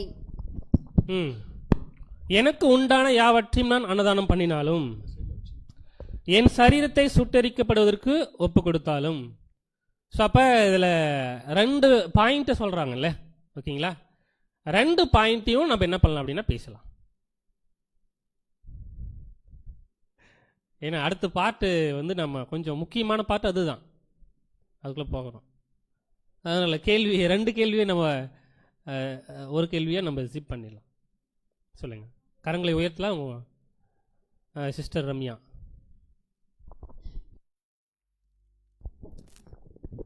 இங்கே எனக்கு உண்டான யாவற்றையும் அன்னதானம் பண்ணினோம்னா, இப்போ நம்ம உலகத்தில் இருக்கும்போது நம்ம வந்து நம்மளுடைய பெரிய விஷயமே என்ன இருக்கணும்னா, படிக்கிற விஷயமா இருக்கட்டும், இல்லை அது பண்ணணும், பெரிய வீடு கட்டணும், அந்த மாதிரி விஷயங்கள் தான் நம்ம உலகத்தில் இருக்கும்போது செஞ்சோம். ஆனால் நமக்கு வந்து உண்மை எது, தேவன் யார் அப்படின்றத ஒரு சத்தியம் நமக்கு தெரிஞ்சதுக்கு அப்புறம் வந்து நமக்கு இருக்கிற விஷயம்லாம் எதுவுமே ஒன்றுமே கிடையாது அப்படின்றது நமக்கு தெரியும். ஸோ அதெல்லாம் யாருக்காக நம்ம பார்க்குறோம், 5 தாளந்துகளை யாருக்காக சாக்ரிஃபைஸ் பண்ணணும் அப்படின்னா தேவனுக்காக பண்ணணும் அப்படின்னு சொல்லி பண்ணுறோம்.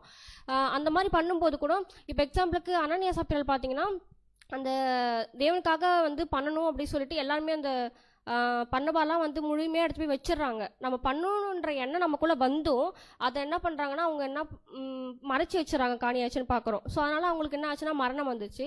அதே போல் நம்ம தேவனுக்காக முழுமையாக வந்து எல்லாத்தையும் சாக்ரிஃபைஸ் பண்ணணும், எல்லாவற்றையும் கொடுக்கணும்னு நினச்சாலும் அந்த முழுமையான எண்ணம் வரணும். நீ அப்படியே உனக்கு வந்தாலுமே சரி, அன்புன்ற ஒரு விஷயம் உன்கிட்ட இல்லைன்னா ஒன்றுமே இல்லை அப்படின்னு சொல்லியிருப்பாங்க. அதுக்கப்புறம் வந்து என் சரீரத்தை சுட்டெரிப்பதுக்கு கொடுத்தாலும் அப்படின்னு பார்க்கும்போது உலகத்தில் நிறைய பேர் இந்த சுவிசேஷ யுகத்திலே பார்த்தீங்கன்னா கிறிஸ்துக்காக நான் சாகிறேன் நிறைய பேர் வந்து இறந்துருக்காங்க. அப்படி அவங்கெல்லாம் வந்து கிறிஸ்துக்காக சாகிறேன் அப்படின்னு இறந்துருந்தாங்கன்னா கண்டிப்பாக வந்து 1144 வந்து கம்ப்ளீட் ஆகிருக்கும். ஆனால் அந்த அளவுக்கு இறந்துருந்தாலும் அவங்க முழுமையான ஒரு தேவனுக்காக வாழ்ந்து இறந்துருக்காங்களா பார்த்தோன்னா இல்லை. ஏன்னா வந்து பேர் சபையிலும் கூட வந்து சுவிசேஷம் சொல்கிறேன் அப்படின்னு சொல்லிட்டு இறந்துருக்காங்க நிறைய பேர் இந்த சுவிசேஷ யுகத்தில். அதுக்காக வந்து ஏன்னா கிறிஸ்து கூட மறிக்கிறது அப்படின்றது 2 விஷயமா இருக்குது. எப்படின்னா கிறிஸ்துக்காக மறிக்கிறது ஒன்று, கிறிஸ்துவோடு கூட மறிக்கிறது ஒன்று. நாம் எதுக்காக வந்திருக்கோம் பார்த்தீங்கன்னா கிறிஸ்துவோடு கூட மறிக்கிறதுக்காக வந்திருக்கோம்.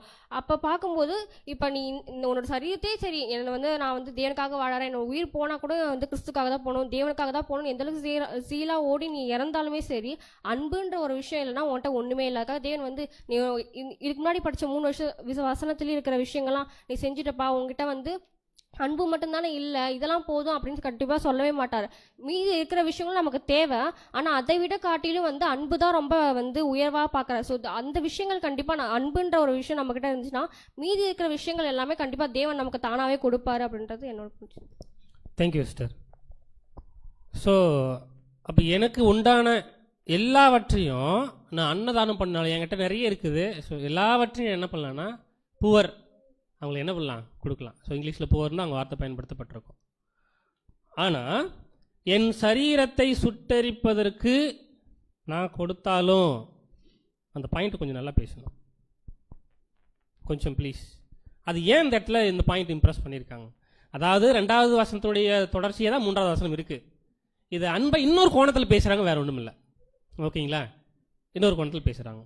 அப்படின்னா இந்த இடத்துல என் சரீரத்தை சுட்டரிப்பதற்கு நான் ஒப்பு கொடுத்தாலும் அந்த பாயிண்ட்டை எக்ஸ்பிளைன் பண்ணுங்களேன் ப்ளீஸ். கரங்களை உயர்த்துங்க. சிஸ்டர் சுஷ்மா.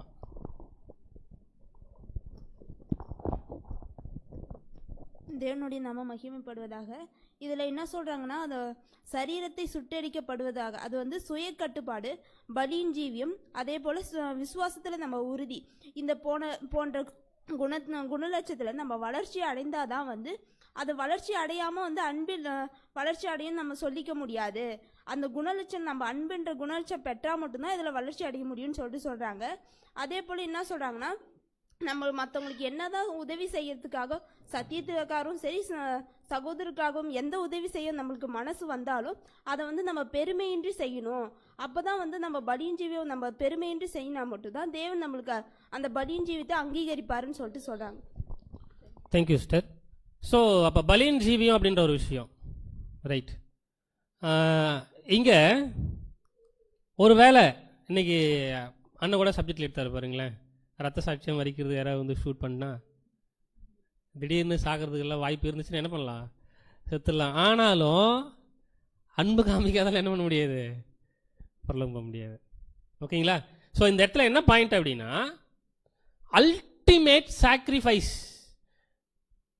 இருந்தாலும் சரி இல்லைங்களா, பயங்கரமான பலி செலுத்தக்கூடிய ஒரு விஷயம் இருந்தாலும் சரி, விசுவாசத்தில் உறுதி இருந்தாலும் சரி, சுய கட்டுப்பாடு இருந்தாலும் சரி, எப்படி இவைகள் எல்லாம் நிறைய கூட இருக்கும்.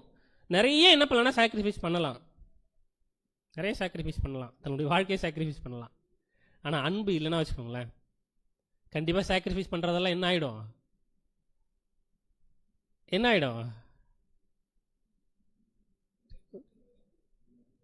நீங்கள் தான் சொல்லணும். நீங்கள் யாராவது சொல்லுங்கள். சாக்ரிஃபைஸ் எவ்வளோ பண்ணாலும் அன்பு இல்லை அப்படின்னா ஒன்றும் இல்லை. நம்ம எவ்வளோ பிரயாசப்பட்டிருக்கலாம், நம்ம எவ்வளோ வேலை செஞ்சுருக்கலாம், நம்ம எவ்வளோ காரியங்களை நம்ம என்ன பண்ணியிருக்கலாம், நம்ம போயிருக்கலாம், வந்திருக்கலாம்.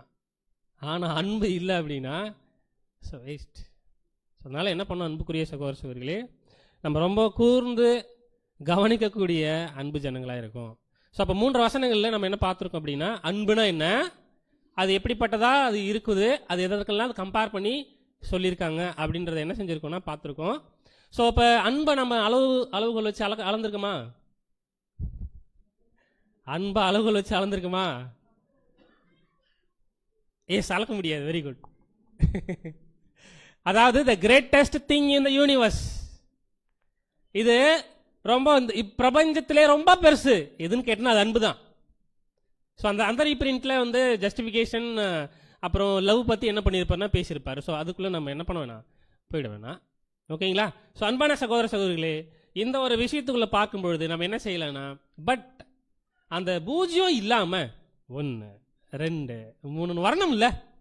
அப்போ என்ன பண்ணணும், நம்ம கொஞ்சம் அளந்து பார்க்கணும்ல.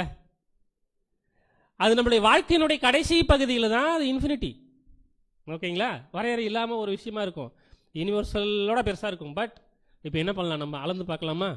அளந்து பார்க்கறதுக்கு நமக்கு என்ன பண்ணுவார்னா பிரதர் என்ன பண்ணுவார், அதில் கற்றுக் கொடுப்பாரு.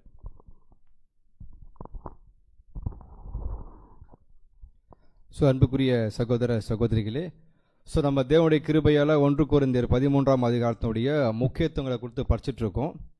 ஸோ இந்த இடத்துல அப்போஸ்தலன் பவுல் என்ன சொல்ல வரோன்றதை ஃபர்ஸ்ட் நம்ம என்ன பண்ணலாம், கூர்ந்து கவனிச்சுட்டு இருக்கோம். 3 வசனம் பார்த்தோம். அன்பு இராவிட்டால் என்ற வார்த்தை முக்கியத்துவம் பற்றி பேசிட்டு இருக்கிறாரு. ஃபர்ஸ்ட் வசனம் கவனிக்கும் போது அன்பு இல்லைன்னா நம்ம எப்படி ஒப்பிட்டு பேசுகிறாருன்னா, கைத்தாளம் போல் ஒரு பொருளுக்கு ஒப்பிட்டு பேசுகிறாரு. செகண்ட் வசனம் என்ன பேசுகிறாங்கன்னா, அன்பு இல்லைன்னா பூஜ்ஜியம்னு பேசுகிறாரு. சகல அறிவு எனக்கு இருக்குது, அன்பினோட பேசும்பொழுது தான் சரியாக இருக்கும், அப்போ 0ன்றாரு. 3ஆம் வசனம் பார்க்கும்பொழுது என்ன சொல்கிறாருன்னா, அன்னதானம் பண்ணுறேன், தானம் தர்மம் பண்ணுறேன், என்னையே முழுமையாக ஒப்பு கொடுக்குறேன், கரெக்ட், ஆனால் அன்பு இல்லைன்னா எதுக்கும் உதவாதுன்றார். அப்போனா 3 முக்கியமான விஷயத்தை பற்றி என்ன பண்ணுறாரு, தெளிவாக அப்போஸ்தலன் பவுல் நமக்கு எச்சரிப்பு கொடுக்குறான்னு பார்க்குறோம். அப்போ அன்பே பிரதானமானது. எல்லா வரங்களிலும் அன்பு எப்படிப்பட்டதுன்னா மேலானது பார்க்குறோம். இப்போ நம்ம என்ன பண்ண போகிறோம் அடுத்து என்ன பார்த்தீங்கன்னாக்கா, 3 வசனம் பார்த்தோம். அன்பு இல்லைனாக்கா மற்ற எது செஞ்சாலுமே எல்லாமே வேஸ்ட்னு பார்த்தாச்சு. இப்போ அடுத்து என்ன பார்க்க போகிறோன்னா, குவாலிட்டிஸ் ஆஃப் லவ், அன்பினுடைய குணாதிசயங்கள் எப்படி இருக்கும், அன்பு எப்படி செயல்படும், அன்பு எப்படி செயல்படாது, அன்பு எப்படி பேசும், எப்படி பேசாது, அதை கொடுத்து என்ன பண்ண போகிறோம், பார்க்க போகிறோம். அன்பினுடைய உருவம், அவருடைய குணாதிசயம், பண்புகள் எப்படி என்ன பண்ண போகிறோம்னா பார்க்க போகிறோம். ஸோ அதுக்கு ஃபர்ஸ்ட் வசனம் வாசிக்கலாம். 4ஆம் வசனம் 1 கொரிந்தியர் 13ஆம் அதிகாரம் 4ஆம் வசனம் வாசிப்போம். 4ஆம் வசனம், அன்பு நீடிய சாந்தமும் தயவும் உள்ளது, அன்புக்கு பொறாமை இல்லை, அன்பு தன்னை புகழாது, இருமாப்பா இராது. ஸோ இதுதான் அன்புடைய கேரக்டர். அப்படின்னா அன்புன்ற வார்த்தைக்கு நம்ம ஆங்கிலத்தில் சொல்லுவோம், லவ் சொல்லலாம், சேரிட்டி சொல்லலாம். அவருடைய கிரேக்க வார்த்தை அகாப்பே. அகாப்பேனுடைய தன்மை எப்படி இருக்குங்களா, நீடிய சாந்தம் உள்ளது. இது அகாப்பே, தயவு உள்ளது. அகாப்பேக்கு என்ன இல்லை, பொறாமப்படாது. அகாப்பே என்ன பண்ணாது, இருமாப்பா இருக்காது. அகாப்பே என்ன பண்ணாது, புகழாது. இதான் வசனம், புரியுதுங்களா? இப்போ நம்ம என்ன கேள்வி கேட்க போகிறோன்னா, அன்புடைய கொள்ளச்சுன்னு பார்த்துட்டோம் வசனத்தில். இப்போ அந்த அன்பு நம்ம எப்படி பகிர்ந்து கொள்ள போகிறோம் அப்படின்னு பார்த்தீங்கன்னா, ஒவ்வொரு பாயிண்ட்டும் கேள்வி கேட்க போகிறோம். நீங்கள் தன்னுடைய வாழ்க்கையில் நடைமுறை என்ன பண்ணணும், அதை பேசணும். நீங்கள் நம்ம என்ன பண்ண போகிறோம்னா, படிச்சுட்டு அது அப்படியே பேசுறதுக்கான நோக்கம் இல்லை, ஸ்பிரிச்சுவலாக இருக்கணும். நீங்கள் பேசக்கூடிய வார்த்தைகள் மற்றவர்களுக்கு எப்படி இருக்குன்னாக்கா ஒரு உற்சாகத்தை உண்டு பண்ணணும்.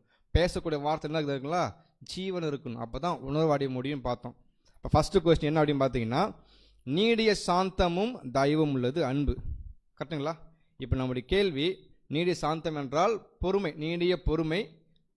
தயவு என்பது கைண்ட், அதாவது கருணை, இரக்கம், ஞாபகம் வச்சுக்கோங்க, ஓகேங்களா? இப்போது இந்த நீடிய பொறுமையும் கருணையும் நம்முடைய கூட உடன்படிக்கை எடுத்துட்டு இருக்கிற விசுவாச வீட்டார்கிட்ட நம்மளிடத்துல இருக்குதா? இருக்கணும் இல்லையா? ஓகே, அப்படின்னா எப்படி இருக்கணும் தெளிவாக படிச்சிருப்பேன் இல்லையா? இப்போ நான் கேள்வி மறுபடியும் கேட்குறேன், இந்த நீடிய பொறுமை எப்போ வரும்? நீடிய பொறுமை எப்போது வரும்?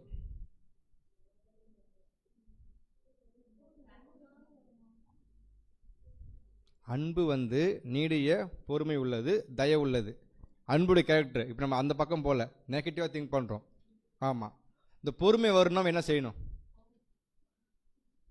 சிஸ்டர் யார் கை தூக்குறது? அது மைக்கில் பேசிங்கன்னா கரெக்டாக இருக்கும். ஏன்னா அன்பை பற்றி பேசிகிட்டு இருக்கு, நம்ம பின்னாடி யோசிக்கணும். அது வரதுக்கான ப்ராக்டிஸ் தான் பண்ணிகிட்டு இருக்கோம்.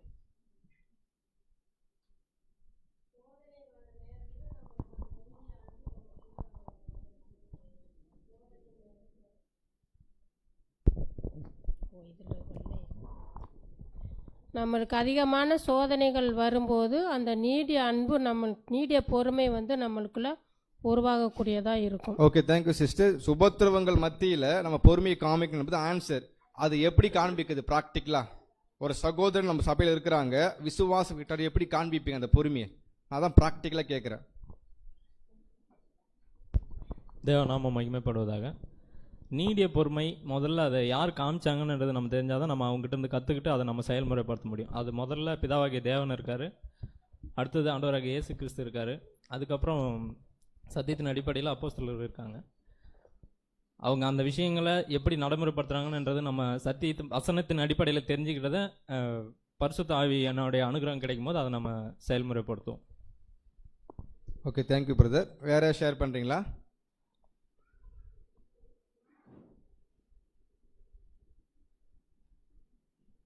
சிஸ்டர் சிவசக்தி, நீங்கள் கை தூக்கும்பொழுது நம்ம பேரை சொல்லுவோம். நம்ம எப்படி வந்து நீடிய பொறுமையாக இருக்கலாம், நீடி சாந்தமாக இருக்கலாம் அப்படின்னு சொன்னால், நம்ம குறிப்பாக பார்த்தோன்னா நம்மளுக்கு வந்து உலகத்துலேயும் இருக்கிறோம், வீட்லேயும் இருக்கிறோம், அதேமாதிரி விசுவாச வீட்லேயும் இருக்கோம். அப்போ நம்ம என்ன செய்வோம்னா, உலகத்தில் இருக்கும்போது கூட அவங்களுக்கு சத்தியம் தெரியாது அப்படின்னு நினச்சிக்கலாம். அதேமாதிரி வீட்டில் வந்து அது ஒரு எப்படி நம்ம கணவன் மனைவி பிள்ளைங்க அப்படின்றது கூட. ஆனால் விசுவாச வீட்டில் எப்படி இருக்குன்னா நீடிய சாந்தமாக இருக்கிறோமான்றது கேள்வி தான். எப்படின்னா, அப்போ நம்ம நீடிய சாந்தமாக இருக்கணும்னு சொன்னால் அவங்க நம்மளை உபகரணத்துக்குள்ளே கூட பேசினாலும் வழி நடத்தினாலும் நமக்குள்ளே நம்ம தேவ ஆவியை பெற்றிருந்தோம் அப்படின்னு சொன்னால், இல்லை பொறுமையாக இருந்தோம்னு சொன்னால், நீடிய சாந்தமாக இருக்கிறோன்னு சொன்னால் எப்படி நம்ம அதை ஃபாலோ பண்ணலன்னா, நம்ம தயவாக இருக்கிறோமா, அவங்க பேசிட்டோம் கொஞ்சம் பொறுமையாக இருப்போம் அப்படின்ற நம்ம தயமாக இருக்கிறோமா, அப்படி சீக்கிரத்தில் நம்மளோட குணலட்சணம் வெளிப்படுத்தி நம்ம சாந்தமே இல்லாமல் இருந்தோன்னா நம்ம ஆவினாலும் ஜெனிப்பிக்கப்படலை, இல்லைன்னா தேவ ஆவியில் குறை உள்ளதாக இருக்கிறோம். அப்போ நீடிய சாந்தம்னு சொன்னாக்கா எப்படி இருக்குன்னு சொன்னால், எவ்வளோ உபத்திரங்கள் சகோதர சகோதரிகள் இருந்தாலும் நம்ம ஒரு குடும்பம்னு பேசுகிறோமோ அவசரம் அது நடக்கும்போது நம்மளால் ஜீரணிக்க முடிகிறது இல்லை, கோவம் வெளிப்படுறது. அப்போ நம்ம பேசும்போது எப்படின்னு சொல்லுக்குன்னா, உண்மையாலுமே நம்ம சகோதர சகோதரி அங்கங்கள் சரீரத்தில் அப்படின்னு சொன்னால் நம்ம பொறுமையாக இருந்து கடைப்பிடிக்கிறதுக்கு முயற்சி எடுக்கணும். Thank you sister. வேறு யார் ஷேர் பண்ணுறீங்களா?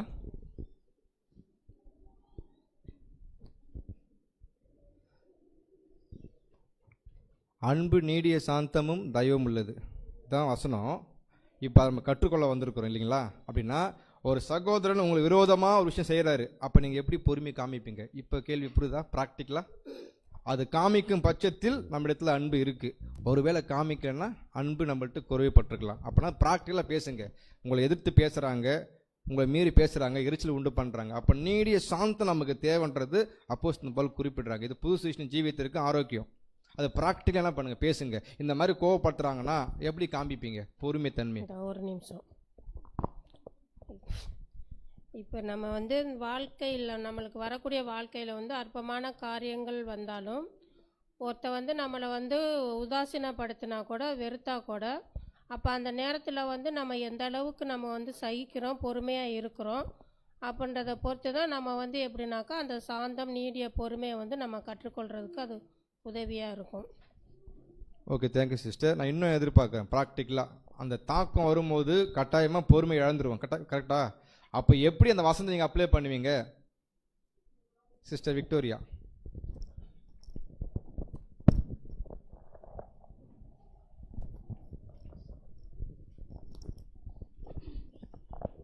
கர்த்தர் நாம மகிமைப்படுவதாக. நாம் வந்து சகோதரர்கிட்ட பேசும்போது அன்பின் நிமித்தமாக தான் ஒரு விஷயங்களை சொல்ல வருவோம். அதை அவங்க தப்பாக புரிஞ்சுக்கின்னு அதை வந்து வேறு விதமாக நம்மளை ட்ரீட் பண்ணும்போது நம்மளுக்கு கஷ்டமாக இருக்கும்.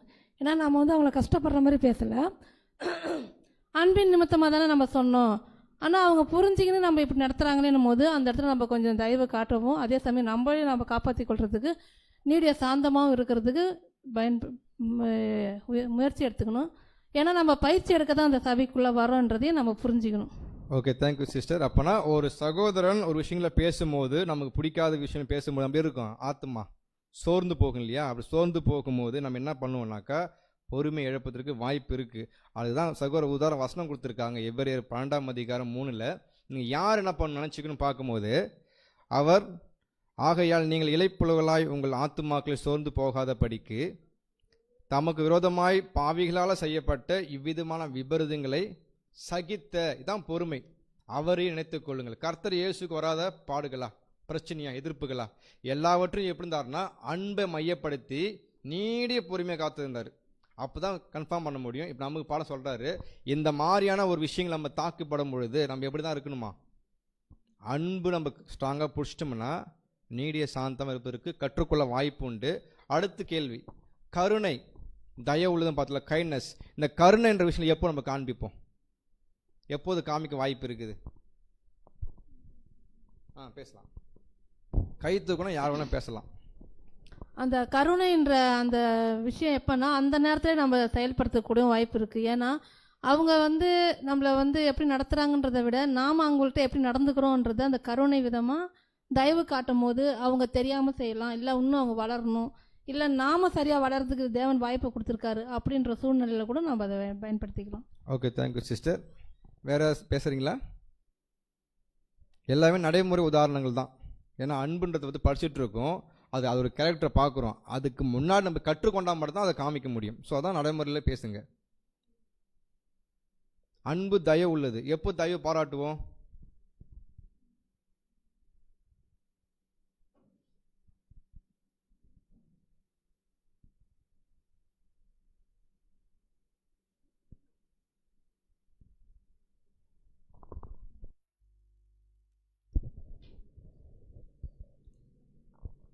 அதாவது சகோதரர்கள் 2 பேர் இருக்கிறாங்கன்னு வச்சிங்களேன்.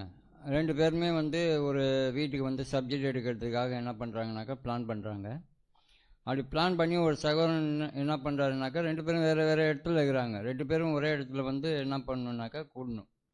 அப்போ ஒரு டைம் ஃபிக்ஸ் பண்ணி நீங்கள் அங்கே வந்துடுங்கன்னு சொல்லும் போது ஒருத்தர் கரெக்டாக அந்த டைமோடு அங்கே போயிட்டார், ஒருத்தர் வர முடியல. அப்படி வர முடியல அப்படின்னோடனே கொஞ்சம் கொஞ்சமாக லேட்டாக அவருக்குள்ளே என்ன ஆகும் அப்படின்னாக்கா ஒரு கோபம் வரும். இன்னும் வரலையே அப்படின்ற ஒரு கோபம் வரும். அந்த கோபம் நேராக என்ன ஆகும் அப்படின்னாக்கா அதிகமாகிட்டே இருக்கும். நம்ம என்ன நினைக்க மாட்டோம் அப்படின்னா அந்த சகோதரன் வராமல் இருக்கிறதுக்கு அவருக்கு என்ன பிரச்சனை அப்படிங்கிறத அந்த நேரத்தில் நம்ம உணர மாட்டோம்.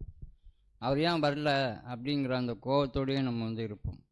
அதுக்கப்புறம் அவர் ஒரு விஷயத்தை சொல்லி நம்மளை புரிய வைக்கும் போது தான் அந்த நிலைமையை நம்ம புரிஞ்சிக்க முடியும். அப்போ அந்த நிலைமைக்கு நம்ம மதிப்பு கொடுத்து அதுக்கு நம்ம இரக்கம் பாராட்டியே ஆகும். இல்லை நீங்கள் எதாக இருந்தாலும் தான் ஆகணும்னு அவர்கிட்ட என்ன பண்ண முடியாதுன்னு நம்ம கோபமாக பேசக்கூடாது அப்படிங்கிறத பார்க்கணும். Okay, thank you brother. வேறு ஷேர் பண்ணுறீங்களா? கை தூக்குங்கன்னா மைக். சிஸ்டர் பூனா.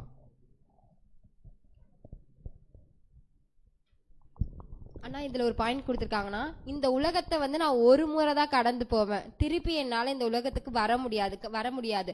ஸோ அப்போ நான் இருக்கிற வரைக்கும் நான் மற்றவங்களுக்கு நன்மை செய்கிறதா இருந்தாலும் இரக்கம் செய்கிறதாலும் இப்போவே செஞ்சிடறேன் என்ற ஒரு விஷயம். ஏன்னா நம்ம அன்புன்ற விஷயம் வரும்போது நம்ம அகாப்பே அன்பை தான் பார்க்குறோம். அப்போ அகாப்பே அன்புன்ற என்ன அப்படின்ற விஷயம் நமக்கு தெரிஞ்சால் மட்டும்தான் நம்ம இரக்கம் காமிக்கிறதா இருந்தாலும் சரி, மற்றவங்க கிட்ட பொறுமையாக இருக்கிறதாலும் நம்ம ஜென்ரலான அன்பை எடுத்துக்கிட்டோம் அப்படின்னா கண்டிப்பாக நம்மளால பொறுமையோ இரக்கமோ மற்றவங்க மேலே காமிக்க முடியும் பார்த்தா காமிக்க முடியாது. ஏன்னா அகாப்பே அன்புன்ற விஷயத்தை தான் 1 கொரிந்தியர் ஃபுல்லாவே அங்க பேசிக்கிற அன்பு எல்லா இடத்துலயுமே என்ன விஷயம் வந்திருக்கும்னா அகாப்பேன்ற விஷயம் தான் வந்திருக்கணும். அகாப்பே அன்புன்னும் போது நம்ம தெய்வீக அன்பை தான் சொல்றோம். அது அப்ப தேவனுடைய அன்பு தான் அகாப்பே அன்புன்னு சொல்றோம். அப்ப அகாப்பே அன்பு இருக்கும்போது தேவன் நம்ம மேல எவ்வளவு இரக்கமா கருணையா இருக்கான்றதை ஃபர்ஸ்ட் நாம நம்மள சிந்திச்சு பார்க்கும்போது கண்டிப்பா மத்தவங்க மேலேயும் நம்ம அந்த கருணைன்ற விஷயத்தையும் இரக்கன்ற விஷயத்தையும் காமிக்கலாம். Okay, thank you sister. ஸோ நம்ம தெளிவாக புரிஞ்சிக்க முடியுது. இந்த தயவு எப்போ காண்பிக்கப்படும் அப்படின்னு பார்த்தீங்கன்னா, உதாரணம் பிதாவாகிய தேவன் இந்த உலகம் எப்படி இருக்குது அவருடைய பார்வைக்கு? அவருக்கு ஆப்போசிட் பண்ணிட்டு இருக்கு. நன்றி இல்லாமல் இருக்கிறாங்க, அனைத்தையும் பெற்றுக்கொண்டு. அந்த மாதிரி சுச்சுவேஷனில் தேவன் என்ன பண்ணுறாங்கன்னா, உண்மையான அன்பு இருக்கிறதுனால அவங்க மேலே என்ன பண்ணுறாங்க? கருணை, இரக்கம், தயவு பாராட்டுறாங்க. நமக்கு என்ன படிப்பு அப்படின்னு பார்த்தீங்கன்னா, நம்ம எல்லாம் ஒரே குடும்பம் ஜீவித்தாலும் நமக்கு ஆப்போசிட் பண்ணாலும் சரி, எதிர்த்தாலும் சரி, நம்ம செஞ்ச நன்மையை பெற்றுக்கொண்டு நன்றி இல்லாமல் இருந்தாலும் சரி, அவங்க மீது காட்டக்கூடியதானே இதுங்க கருணை. நமக்கு ஆதரவாக இருக்கிறாங்க, நம்ம சப்போர்ட் பண்ணுறோம், அவங்க மீட்டு காட்டக்கூடியது கருணை கிடையாது, அது தயவு இல்லை. அவங்க பண்ணாங்க, நான் பண்ணுறேன் அப்படின்னா நமக்கு மீறி என்ன பண்ணுறாங்க, துரோகம் பண்ணுறாங்க இல்லையா, அவங்க மீது மதிப்பு வச்சு என்ன பண்ணுறோம், தயவு பாடுற பேர் தான் உண்மையான அன்பு. சரி, நெக்ஸ்ட்டு அன்புக்கு என்ன இல்லை, பொறாமை இல்லை. சரி, பொறாமை ஏன் வருது? அது வர்றதுக்கான உதாரணங்கள் ஏன் வருது?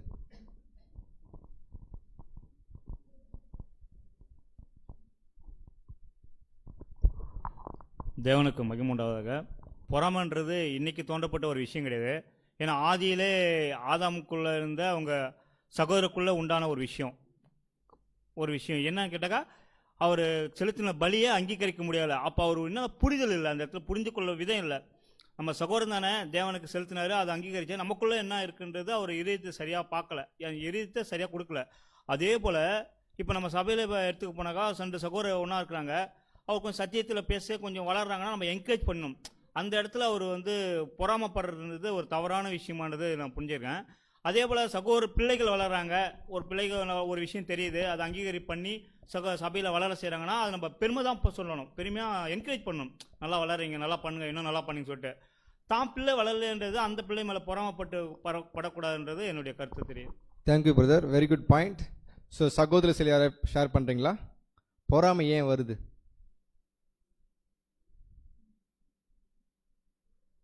கை தூக்குனா பேர் கூப்பிடப்படும். சுஷ்மா.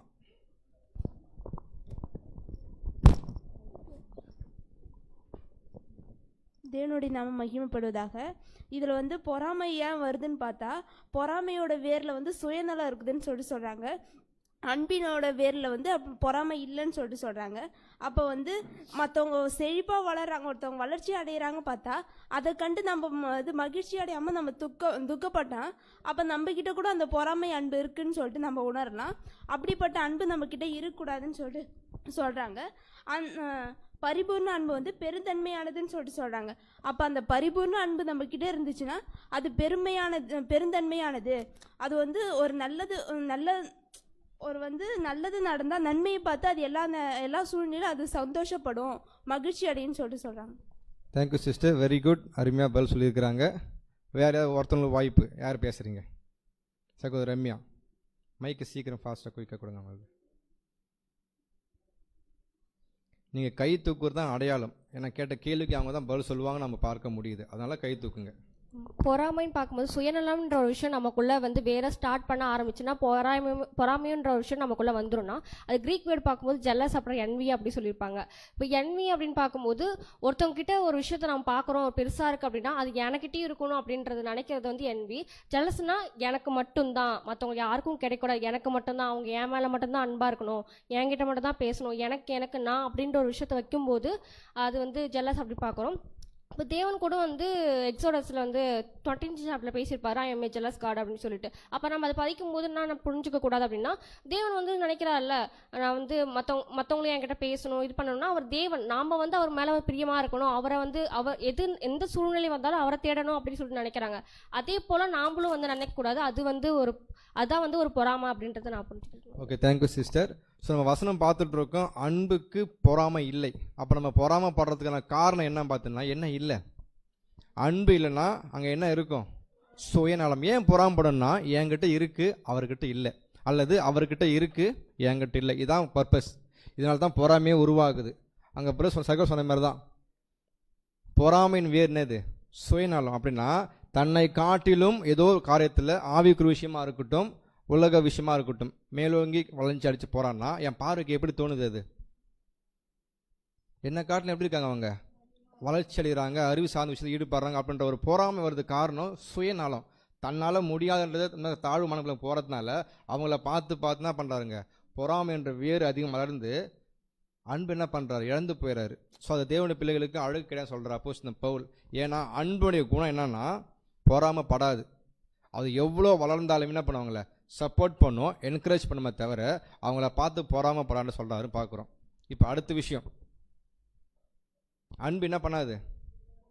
தன்னைத்தானே புகழ்ந்து கொள்ளாது. அப்படின்னா தன்னைத்தானே எப்போ நம்ம புகழ்ந்து கொள்வோம்? கை தூக்குனா சிஸ்டர் விக்டோரியா. அவங்க தன்னை பற்றியே நினச்சி தன்னை பற்றியே புகழ்ந்து அவங்க தன்னை பற்றியே யோசிப்பாங்க. கூட இருக்கிறவங்கள பற்றியோ மற்றவங்கள பற்றி யோசிக்காம போது அடுத்தவங்ககிட்ட பேசும்போது அவங்கள பற்றி ஒரு ஞானத்தை பற்றியோ அவங்களோட திறமையை பற்றியோ பேசாமல் அங்கே என்னை பற்றி மட்டும்தான் பேசுறது. அப்போ என்ன தான் ஃபஸ்ட்டு அங்கே நினைக்கணும், நான் தான் முதன்மையாக இருக்கணும். ஒரு 10 பேர் இருந்து பேசுகிறோன்னா நான் பேசுகிற பேச்சு தான் முன்ன இருக்கணும், அவங்க பேசுகிறது நம்ம கேட்கக்கூடாது அப்படின்ற ஒரு மைண்டோடு இருக்கும்போதுங்க எல்லா இடத்துலையுமே அவங்கள பற்றி தான் பேசுவாங்களே தவிர மற்றவங்கள பற்றியே யோசிக்க மாட்டாங்க. அப்போ அங்கே அன்பு இல்லாத தொட்டு தான் அவங்க தன்னை பற்றி அவங்க புகழறாங்க அப்படின்னு. Thank you sister. அப்போ எல்லா இடத்துலையுமே தன்னை முன் வைத்து பேசக்கூடிய ஒரு விஷயங்களுக்கு தான் என்ன சொல்கிறது, தன்னைத்தானே புகழ்ந்து பேசுறது. விமர்சகர்கள் தன்னை பற்றி என்ன பண்ணுவாங்க, எல்லா காரியத்திலையுமே முதன்மை வச்சு காண்பிப்பாங்க சொல்கிறாங்க சகோதரி. வேறு யாரும் உதாரணம் கொடுக்க முடியுமா? இன்னும் தன்னைத்தானே புகழ்ந்து கொள்றதுனா என்ன, எப்போது அவங்க புகழ்ந்து கொள்வாங்க, ஏன் புகழ்ந்து கொள்கிறாங்க? பைபிள் உதாரணம் இருந்தால் கூட சொல்லலாம் நீங்கள்.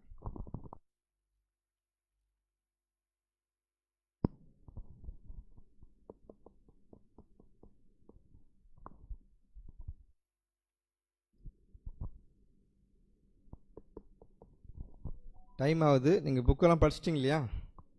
ஸோ வசந்தமே கேள்வி கேட்குறோம். சிஸ்டர் ரம்யா.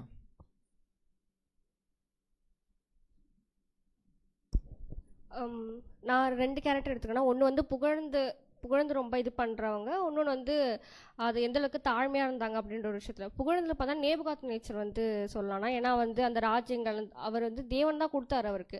ஆனால் அவர் என்ன பண்ணிட்டாருன்னா தேவனே மறந்து என்னால் தான் இவ்வளோ பெரிய விஷயம் ஆயிருக்குன்ற மாதிரி அவர் ஒரு தன்னையே புகழ்ந்த ஒரு நிமிஷம் அந்த பேசினார். அந்த வசனத்தை நம்ம படிக்கிறோம். இன்னொன்று வந்து பார்த்தீங்கன்னா பாசிட்டிவ் கேரக்டரில் நான் எடுத்ததுன்னா லூக்கா பற்றி எடுத்திருக்கேன்.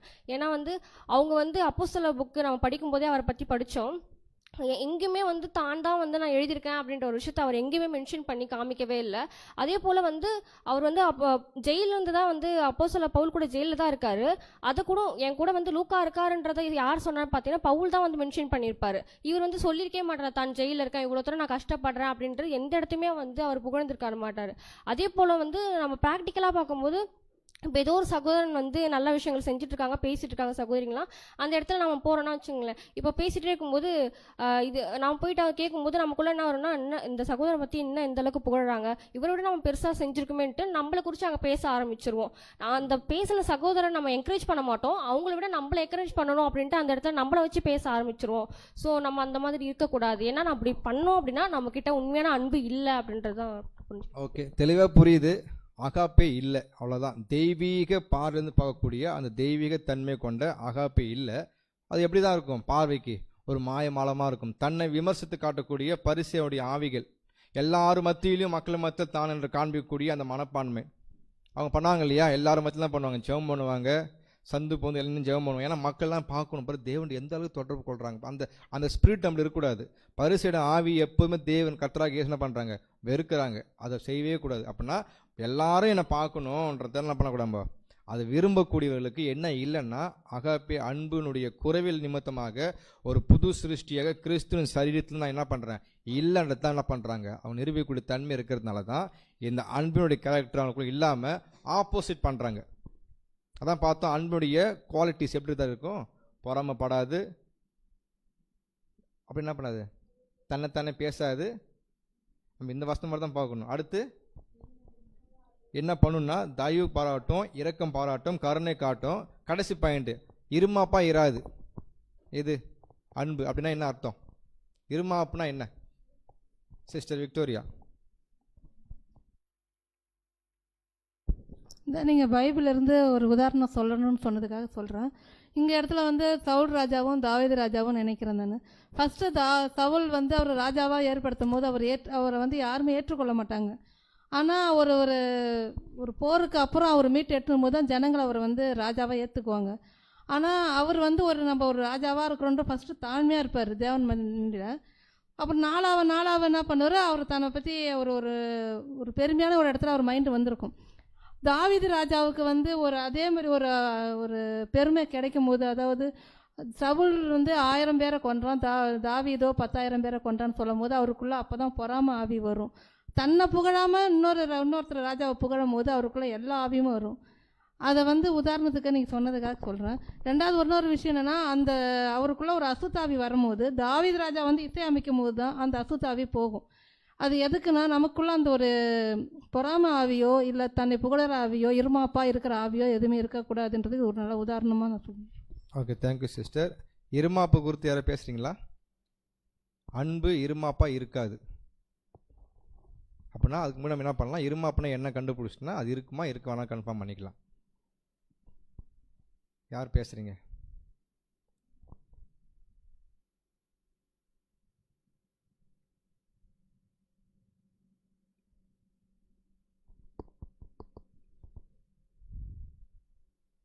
டைம் இல்லை.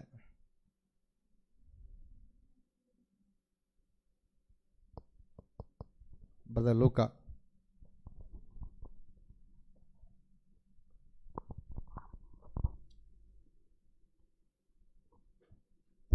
இருமாப்பு அதுக்கு இன்னும் புரிஞ்சுக்கிற மாதிரி ஒரு வார்த்தை சொல்லணும்னா கடினத்தன்மை வந்துடும். அவங்க நல்ல விஷயம் எது சொன்னாலும் ஏற்றுக்கிற ஒரு மனப்பான்மை இல்லாத ஒரு இதுதான் இருமாப்பு. அது ரொம்ப கவலைக்குரிய விஷயம். ரொம்ப கடினத்தன்மைக்குள்ளே போயிடுவாங்க அவங்கன்ற ஒரு புரிதல் வந்து. Okay, thank you brother. இன்னும் ஒருத்தவங்க பணம் அந்த வசனம் முடிச்சிடலாம்.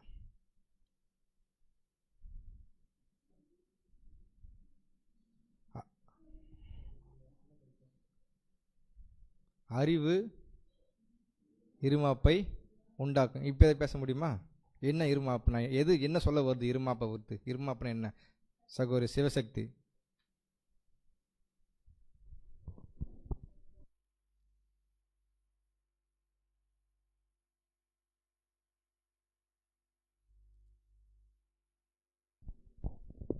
இப்போ அறிவு இருமாப்புனா அப்படி எப்படி வரும்னு சொன்னால், இப்போ சத்தியம் வந்து எல்லாருக்குமே தெளிவாக தெரியறதில்ல. ஆனால் தேவன் அந்த சத்தியத்தை வந்து அவங்க தேவன்கிட்ட வந்து வாங்கும் போது எப்படி வாங்குவாங்கன்னா, ரொம்ப ஜெபம் பண்ணி ரொம்ப தயவாக அவங்கக்கிட்ட கெஞ்சி அந்த சத்தியத்தை பிரித்து பார்க்கறதுக்கோ அது கேட்குறதுக்கோ மற்றவங்களுக்கு கொண்டு போய் சேர்றதுக்கு தேவன் அவங்கள பயன்படுத்துவாங்க. அப்போ பயன்படுத்தும் போது அவங்க எப்படின்னு சொன்னான்னா, எனக்கு தான் எல்லாம் தெரிஞ்சிருச்சு, எனக்கு தெரிஞ்சிருச்சு. இன்னொருத்தவங்களுக்கு வந்து சகோதரன் வந்து அவர் இப்போ பேச திறமை இல்லைனா கூட எல்லாத்துலேயும் அவர் குணலட்சத்தில் வந்து அவர் பெஸ்ட்டாக இருப்பார். அப்போ அவரை பார்த்து நாம் என்ன சொல்லக்கூடாதுன்னா, எனக்கு எல்லாமே தெரிஞ்சிருச்சு அப்படின்ற ஒரு இது இருக்கக்கூடாது. தேவன் எனக்கு அந்த ஈவை கொடுத்தாரு, அந்த பிச்சையை கொடுத்தாரு, எனக்கு தெரிஞ்சிச்சு. சகோதரனுக்கு இல்லைன்னா அவர் வேறு இதில் வந்து பெஸ்ட்டாக இருக்கார். அப்போ நாம் என்ன செய்யணும்னு சொன்னால், அப்போ தேவனுக்கு தான் நன்றி சொல்லும் அவசரம். அந்த அறிவையும் திறமையை வச்சுட்டு நம்ம இருமாப்பா மற்றவங்களை கீழ்த்தரமாக பேசுறது அன்பு இருந்தால் கண்டிப்பாக அது இருக்காது. Okay, thank you sister. அப்படின்னா இருமாப்பு என்பது என்ன பார்க்கலாம்னா வார்த்தை கொடுக்கலாம். திமிரு சொல்லலாமா? எனக்கு மட்டும்தான் அது என்ன பண்ணும் தெரியும், மற்றலாம் பிறகு சொன்ன கடினத்தன்மை யாருக்கும் தெரியாத. அப்படி இல்லை, தேவன் பொதுவாக அனைவரும் அழைத்திருக்கிறாங்க, எல்லாருக்கும் பரிசுத்தாவி கொடுக்கப்பட்டிருக்கு. ஆனால் அதில் என்ன வித்தியாசம் இருக்குன்னா, ஒவ்வொருத்தரும் வளர்ச்சி காணப்படும். நம்ம இங்கே எப்படி டீல் பண்ணணும் பார்த்தோன்னா, வளர்ச்சி குன்று எப்படி பேசணுமோ அங்கே பேசணும், வளர்ந்து எப்படி பேசணும் அப்படி. இது பழக்கம். பட் எல்லா இடத்துலையும் போயிட்டு தன்னை முதன்மை வச்சு என்ன பண்ணக்கூடாது, எல்லாம் தெரிஞ்ச போல காண்பிப்பது தப்பு. எந்த ஒரு ஈவும் எங்கேருந்து வருது, நமக்கு எந்த ஒரு வரம் எங்கேருந்து வருது, ஜோதிகளின் பிதாவிடத்துல இறங்கி வருது தவிர எனக்கே உருவானதில்லை, எனக்கே தெரிஞ்சது கிடையாது. அப்படின்னா இருமாப்பு இருக்கக்கூடாது. அப்படி இருந்துச்சுன்னா அங்கே என்ன இல்லைன்னா அன்பு இல்லைன்னு சொல்கிறார். அப்போ ஏன் சொல்கிறாருன்னா, அன்பினுடைய குணலட்சங்களை கொண்ட பரிசுத்த ஆவியினுடைய ஜனிப்பிக்கப்பட்ட யார் இருக்காங்களோ அவங்க அன்பின் ஆவியில் தான் பிறந்திருக்கிறாங்க. அப்படியேப்பட்டவங்குள்ள இந்த மாதிரி கேரக்டர் இருக்காது என்பதை அப்போஸ்தலன் பவுல் முதிர்ச்சியான வார்த்தையை பதிவு பண்ணுறாரு. பட் நம்ம அந்த வசந்தக்குள்ளே போகாமல் ஏன் கேள்வி கேட்டோம்னா, அந்த அன்பு வரப்போகுது ஒரு காலத்தில். ஆனால் எப்படி வரும் எப்படி வரான்றதுன்னு பொண்ணு படித்தா மட்டும் தான் புரிஞ்சுக்க முடியும் பார்க்குறோம். நெக்ஸ்ட் வருஷம் சகோதரர் நடத்துவாங்க. இருமாப்பு அப்படின்ற ஒரு பாயிண்ட்டு ஆக்சுவலி பஃப்டு அப் அப்படின்னு வந்து இங்கிலீஷில் இருக்கும். ஓகேங்களா? ஸோ அப்படின்னா என்ன அப்படின்னு பார்த்தோம்னா, இருமாப்பு எதனால் அதனுடைய இப்போ நம்ம பார்த்தோம் இல்லைங்களா, அதுக்கு முன்னாடி சுயநலம் அப்படின்ற ஒரு விஷயம் எதுக்கு வந்து வேறாக இருக்குது, பெருமைக்கு வேறாக இருக்குன்னு பார்த்தோமா. ஸோ அதுபோல் பெருமைக்கு இன்னொரு வேறு என்னன்னு பார்க்குறோம்னா இந்த இருமாப்பு, ப்ரைடு. அது அகோரண்ட்டாக அவங்க முகத்திலே பார்த்தாலே தெரிஞ்சிடும். Third point is very important. என்னென்னா செல்ஃப் இம்பார்ட்டன்ஸ் கொடுப்பாங்க. தனக்குத்தானே என்ன பண்ணுவாங்கன்னா அதிகமான முக்கியத்துவம் கொடுப்பாங்க. ஓகேங்களா? ஸோ அப்போ அவங்கக்கிட்ட ஈக்குவாலிட்டி இருக்காது.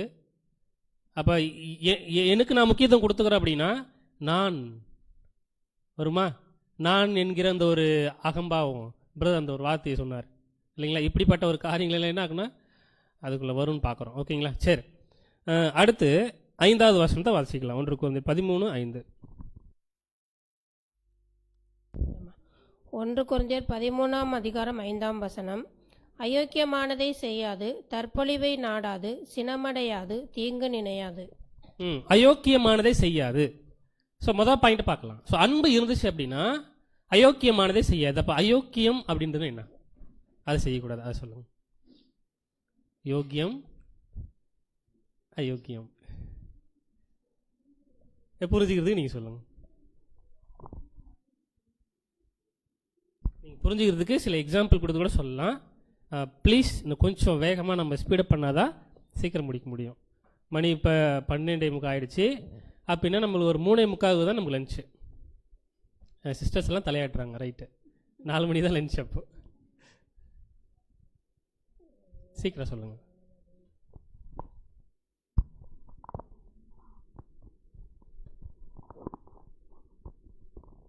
அயோக்கியமானதை செய்யாது. அயோக்கியம்னா என்ன? சிஸ்டர் ரம்யா ப்ளீஸ் கொஞ்சம் மைக் கொடுங்களேன். சீக்கிரம்.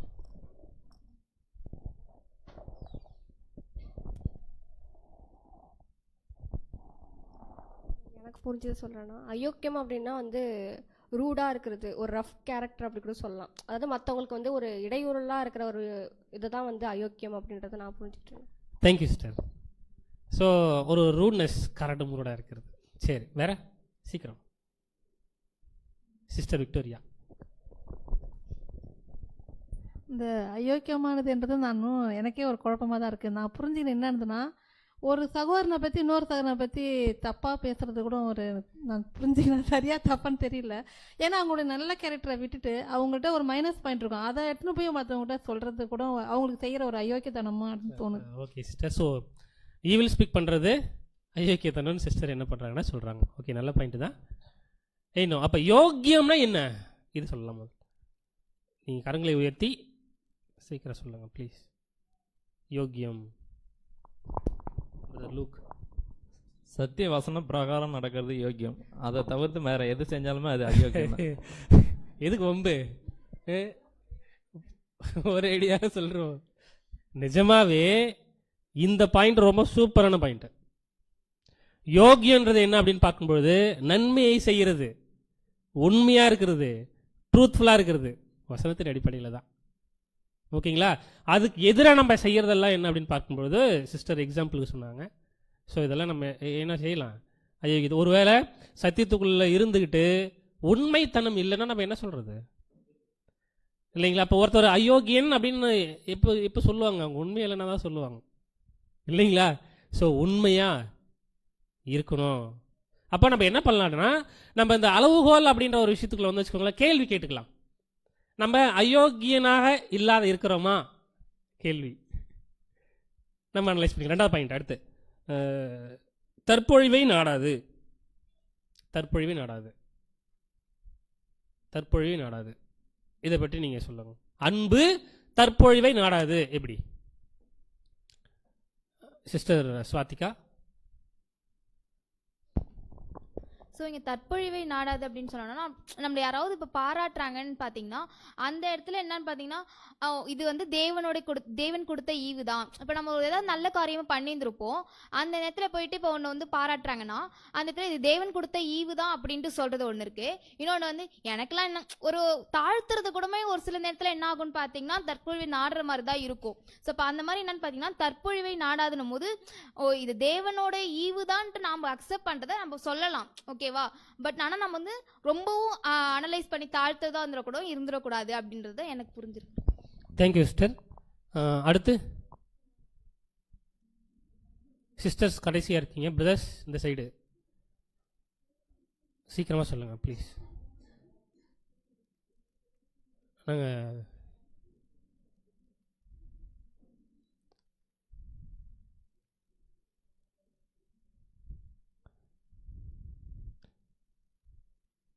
சரி, அப்போ 4 மணிக்கு தான் சாப்பாடு. தற்பொழிவை நாடாதுன்னா எப்படி? அன்பு தற்பொழிவை நாடாது.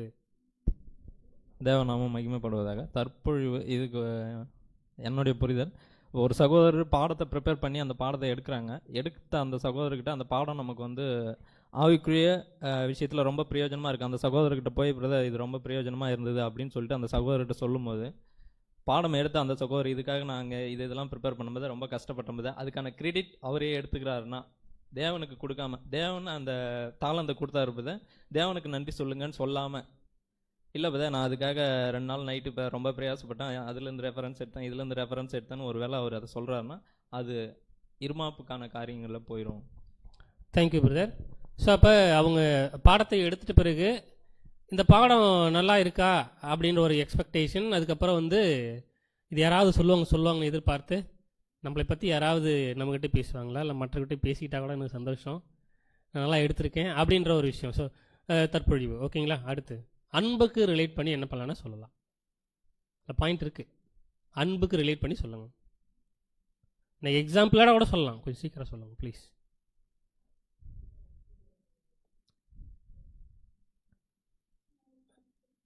Sister Victoria.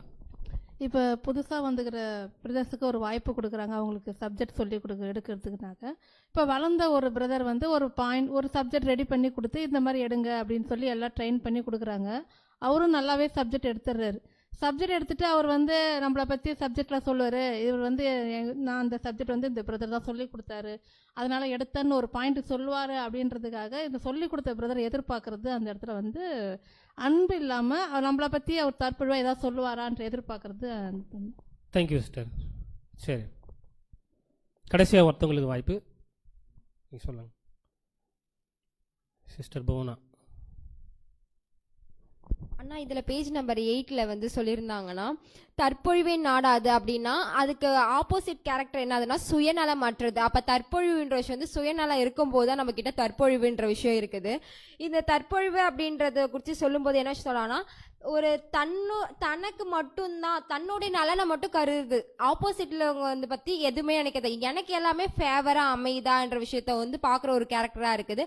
ஆப்போசிட் ஒரு எக்ஸாம்பிளுக்கு வந்து இதில் என்ன கொடுத்துருக்காங்கன்னா, விற்கிறவங்க வாங்குறவங்க, அதாவது வியாபாரம், அதாவது ஒருத்தவங்க ஒரு பொருளை விற்கிறாங்க, இன்னொருத்தவங்க வாங்குறாங்கன்னா அவங்க விற்கிறவங்க நாம் எந்த இடத்துல இருக்கோம், சரியான புஷ்டியாக இருக்கிறவங்க அன்பு உள்ளவங்க எந்த இடத்துல இருந்தாலும் சரி, அவங்க வந்து வாங்குறதா இருந்தாலும் சரி விற்கிறதா இருந்தாலும் சரி நம்மளையும் கருதணும், ஆப்போசிட்ல இருக்கவங்களையும் பார்த்து இது பண்ணுமே தவிர நமக்கு லாபம் வந்தால் போதும், அவங்களுக்கு அந்த பொருள் சரியான பொருளாக இருந்தாலும் சரி இல்லைனாலும் சரி அவங்க எப்படியாவது வாங்கிட்டு போகிறது அவங்களோட விருப்பமாக இருக்கட்டும் அப்படின்னு யோசிக்காம நாம் என்ன பண்ணணும், அவங்களுடைய நலனையும் தன்னுடைய கருத்தில் கருதி கொள்றவங்க இருக்கணும் அப்படின்ற சொல்றாங்க. இதுக்கு ஆப்போசிட்டா இருந்தோம் அப்படின்னா நம்ம தற்பொழிவை நாடக்கூடியவர்களா இருப்போம்.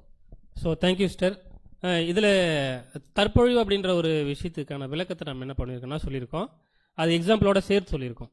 ஸோ அப்படின்னா இதில் சில பாயிண்ட்ஸ் வந்து, அதாவது எனக்குரியதை மட்டுமே நான் தேடிக்கிட்டு இருக்கேனா, எனக்குரியது ஒரு வேளை வந்து நான் அன்பு காமிக்கிறேன்னு வச்சுக்கோங்களேன், அது வந்து நான் அன்பு காமிக்கிறேன் அப்படின்னு சொல்லிட்டு ஒரு சுயநலமா இதை யாராவது வந்து பேசுவாங்க. ஸோ இப்படிப்பட்ட ஒரு விஷயங்களுக்குள்ள என்ன செய்யறது அப்படின்னு பார்க்கும்பொழுது செய்கிறது. ஓகேங்களா, ரைட்டு. ஸோ அடுத்து என்னென்னலாம் பாயிண்ட் பார்க்குறோம் அப்படின்னா,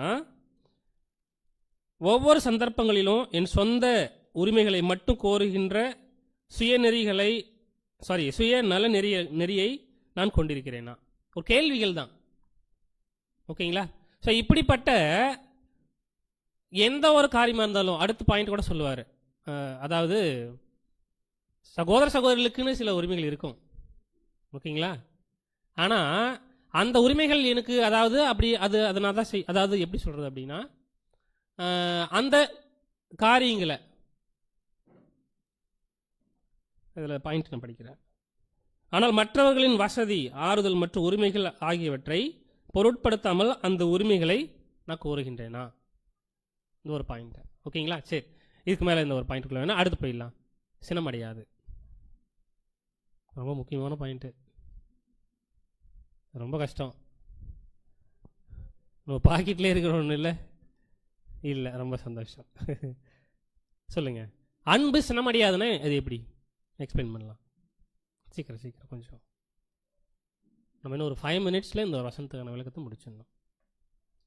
அன்பு சினமடையாது. ஒருவேளை சரியான டிரான்ஸ்லேஷன் இப்படிப்பட்டது சேர்த்து சொல்லலாம். அதில் வந்து சில வார்த்தை சேர்ந்து வரும். அன்பு எளிதில் சினமடையாது. சரி, நீங்கள் சொல்லுங்கள். அப்போ எப்படியெல்லாம் சினமடைந்தோம்னா, கோவப்பட்டோம்னா நம்மகிட்ட அன்பு இல்லைன்னு அர்த்தம். சொல்லுங்கள்.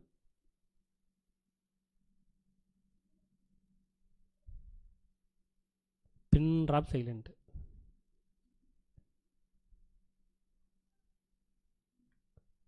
நீ கரங்களை உயர்த்துங்க ப்ளீஸ்.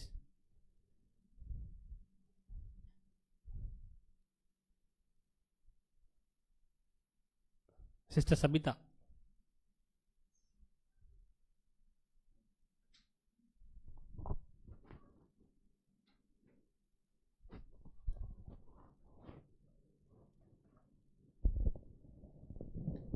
அனைத்து பரிசுத்தவான்களுக்கும் கிறிஸ்துவுக்குள்ளான அன்பின் வாழ்த்துக்கள். இதில்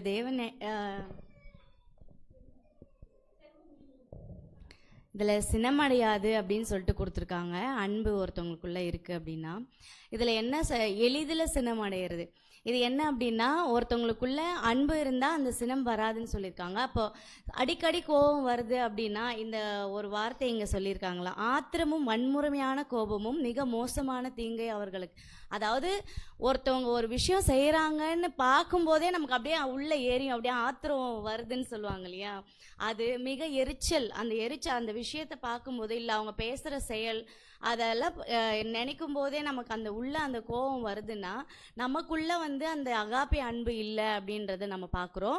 நம்ம இப்போ இந்த அகாப்பே அன்புனா என்னன்னு நமக்கு ஆல்ரெடி தெரியும், அதனால பிரதர்ஸ் அதை பற்றி எக்ஸ்பிளைன் பண்ணல போல. அகாப்பே அன்புனா ஒருத்தவங்க நித்தியத்துக்கு அதாவது அவங்க சபையாக மாறுறதுக்கு நம்ம என்ன செய்யணுமோ அதை செய்கிறது தான் அகாப்பே அன்புன்னு நம்ம பார்க்குறோம்.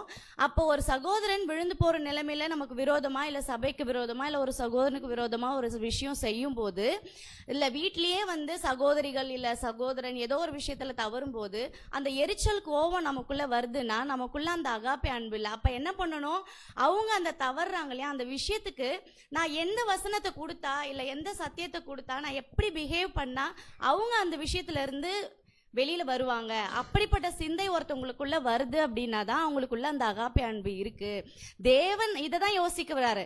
ஒரு விஷயம் ஒரு சகோதரன் தவறி விழும்போது தேவன் என்ன பண்ணுவார்னா அதுக்கு தகுந்தான சப்ஜெக்ட் கொடுப்பாங்க, வசனம் கொடுப்பாங்க, ஆறுதல் தேறுதல் கொடுத்து அதை மீண்டு வர்றதுக்கு வெளில கொடுப்பாங்க. அதே போல தான் ஒரு சகோதரி இந்த எரிச்சல் கோபம் அவங்களுக்குள்ள காட்டாம மற்றவங்கள இடத்துல நம்ம வெளிப்படுத்தாம என்ன பண்ணணும் அப்படின்னா, நம்ம அதை அந்த அகாப்பே அன்போட தேவன் ஒரு சகோதரனை எப்படி சபையாக மாற்றுறதுக்கு என்னென்ன உதவிகள் செய்வாரோ அப்படிப்பட்ட உதவிகளை செஞ்சு அவங்கள சபையாக மாற்றணும் நம்ம. Thank you sister. ஸோ அப்போ எளிதில் சினம் அடையாது அப்படின்ற ஒரு அன்புக்கு எளிதில் சினம் அடையாத ஒரு கேரக்டர் இருக்கும். ஸோ அப்போ ஒரு வேளை அன்பு சினம் அடைகிறோன்னா அன்பு இருக்கா நம்மக்கிட்ட? அப்போ இந்த சினம் கோபம் அப்படின்ற ஒரு விஷயத்துக்கு முன்னாடி என்ன ஒரு விஷயம் நம்ம இருதயத்துக்குள்ளே வரணும்னா எரிச்சல். இம்மீடியட்டெல்லாம் கோபம் வராது. ஓகேங்களா? ஸோ சகோதரி சொன்னோம்னா கூட சேரிட்டி, அகாப்பே அன்பு. அந்த அகாப்பே அன்பு எப்படிப்பட்டது அப்படின்னா தேவன் காண்பிச்ச அன்பு. ஓகேங்களா? கிறிஸ்து காண்பிச்ச அன்பு. ஒருவேளை நாம் இன்னொருத்தருக்கு செய்கிற ஒரு விஷயம் எப்படிப்பட்டதாக இருக்கணும் அப்படின்னா அது நித்திய காலமாக உங்களுக்கு ஜீவன் கொடுக்கக்கூடியதாக இருக்கணும். That is called agape. சொல்லுங்க சிஸ்டர். இதுல நீதியான கோபம்னு ஒன்று இருக்கு. அடுத்த கேள்வி இருக்கு சிஸ்டர். ஸோ அப்படின்னா அன்பான சகோதர சகோதரிகளே, இந்த இடத்துல நம்ம என்ன செய்யறோம் அப்படின்னா கோபம் எதனாலலாம் வரும், அதாவது ஓகே எரிச்சல், அதுக்கப்புறம் இமீடியட்டாக என்ன ஆகுது அப்படின்னா கோவப்படுறது. ஸோ பொறுமை இருக்காது டெஃபினட்டாக. ஓகேங்களா? பொறுமை இருக்காது. அந்த கோபத்தினுடைய உச்சக்கட்டை எப்படி ஆகும் அப்படின்னா சிஸ்டர் கூட இந்த வார்த்தைகளை வாசிச்சாங்க. என்ன அப்படின்னு பார்க்கும்பொழுது ஆத்திரம், வன்முறைக்கு ஆன கோபம், அப்புறம் ஸோ இப்படிப்பட்ட விஷயங்கள் தீங்கை விளைக்கக்கூடிய மோசமான தீங்கை விளைக்கக்கூடிய விஷயங்கள் இப்படியெல்லாம் இருக்கு இல்லைங்களா? ரைட்டு. ஆனால் எளிதில் சினமடையக்கூடியவர்கள் எப்படிப்பட்டவர்களாக இருப்பாங்க பேஜ் நம்பர் 8ஆம் இது பேஜ் நம்பரில் லெஃப்ட் சைடு அந்த ஒரு இதில் சொல்லப்பட்டிருக்கோம். எப்படி இருப்பாங்க? எளிதில் கோவப்படுறவங்க அவங்க எப்படிப்பட்டவங்களா இருப்பாங்க? அந்த பேராகிராஃப் ஃபர்ஸ்ட் பேராகிராஃப்லேயே இருக்கும்.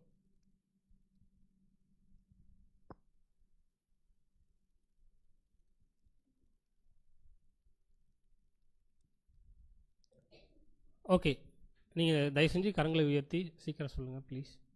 அன்பாய் வேண்டிக் கொள்கிறேன். Sister Victoria.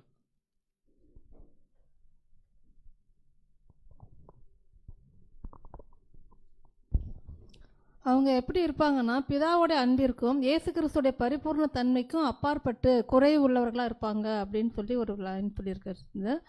அவங்க வந்து அந்த பரிசுத்தத்தில் வளராமல் இருக்கிறதுனாலையும் சினம் அடைகிறதுக்கு வாய்ப்பு இருக்குன்னு சொல்லி. Thank you sister. ஓகே, அடுத்து ரைட். ஸோ இந்த இடத்துல வந்து தீய தோற்றம், தீய வார்த்தைகள் மற்றும் கோபமான உணர்வுகளை கொண்ட மோசமான மனநிலை. ஸோ அப்போ எப்படிப்பட்ட மனநிலை உள்ளவர்கள்லாம் அந்த எளிதில் சினமடைகிறவங்க, இமீடியட்டாக சினமடைகிறவங்க யார் அப்படின்னு பார்க்கும்பொழுது இப்படிப்பட்டவர்கள் தான். ஓகேங்களா? So right. ஸோ அப்போ கோவப்படக்கூடாதா?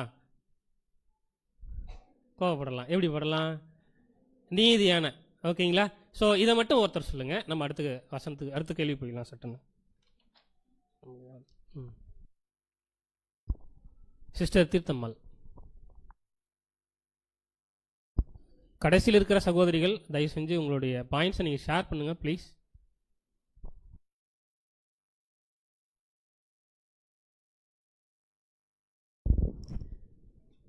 தேவனுக்கு மகிமை உண்டாவதாக.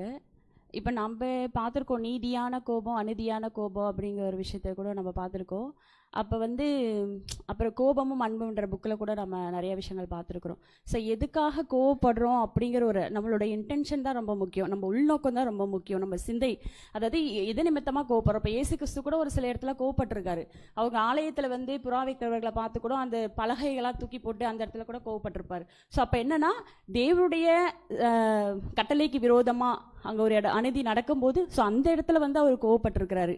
மற்றபடி வேற அநீதியான கோபம் அப்படின்னும் போது தேவையில்லாத விஷயங்கள், அதாவது சத்தியத்துக்கு புறம்பான காரியங்களுக்கு நம்ம கோவப்படாம சத்தியத்துக்கு உட்பட்ட காரியங்களுக்கு கோவப்படுறது, அதாவது நீதியான கோபம் பார்க்குறோம். அதாவது முக்கியமாக நம்மளோட இன்டென்ஷன் தான். ஏன்னா தேவன் நம்ம சிந்தையை தான் பார்க்குறாரு.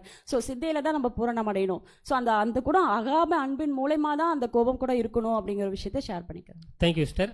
இதுக்கு எக்ஸாம்பிள் ஒருத்தவங்க சொல்லுங்க. சிஸ்டர் ஒரு எக்ஸாம்பிள் சொன்னாங்க, வேதத்தில் இருந்த ஒரு எக்ஸாம்பிள். நான் ப்ராக்டிக்கலாக கேட்குறேன்.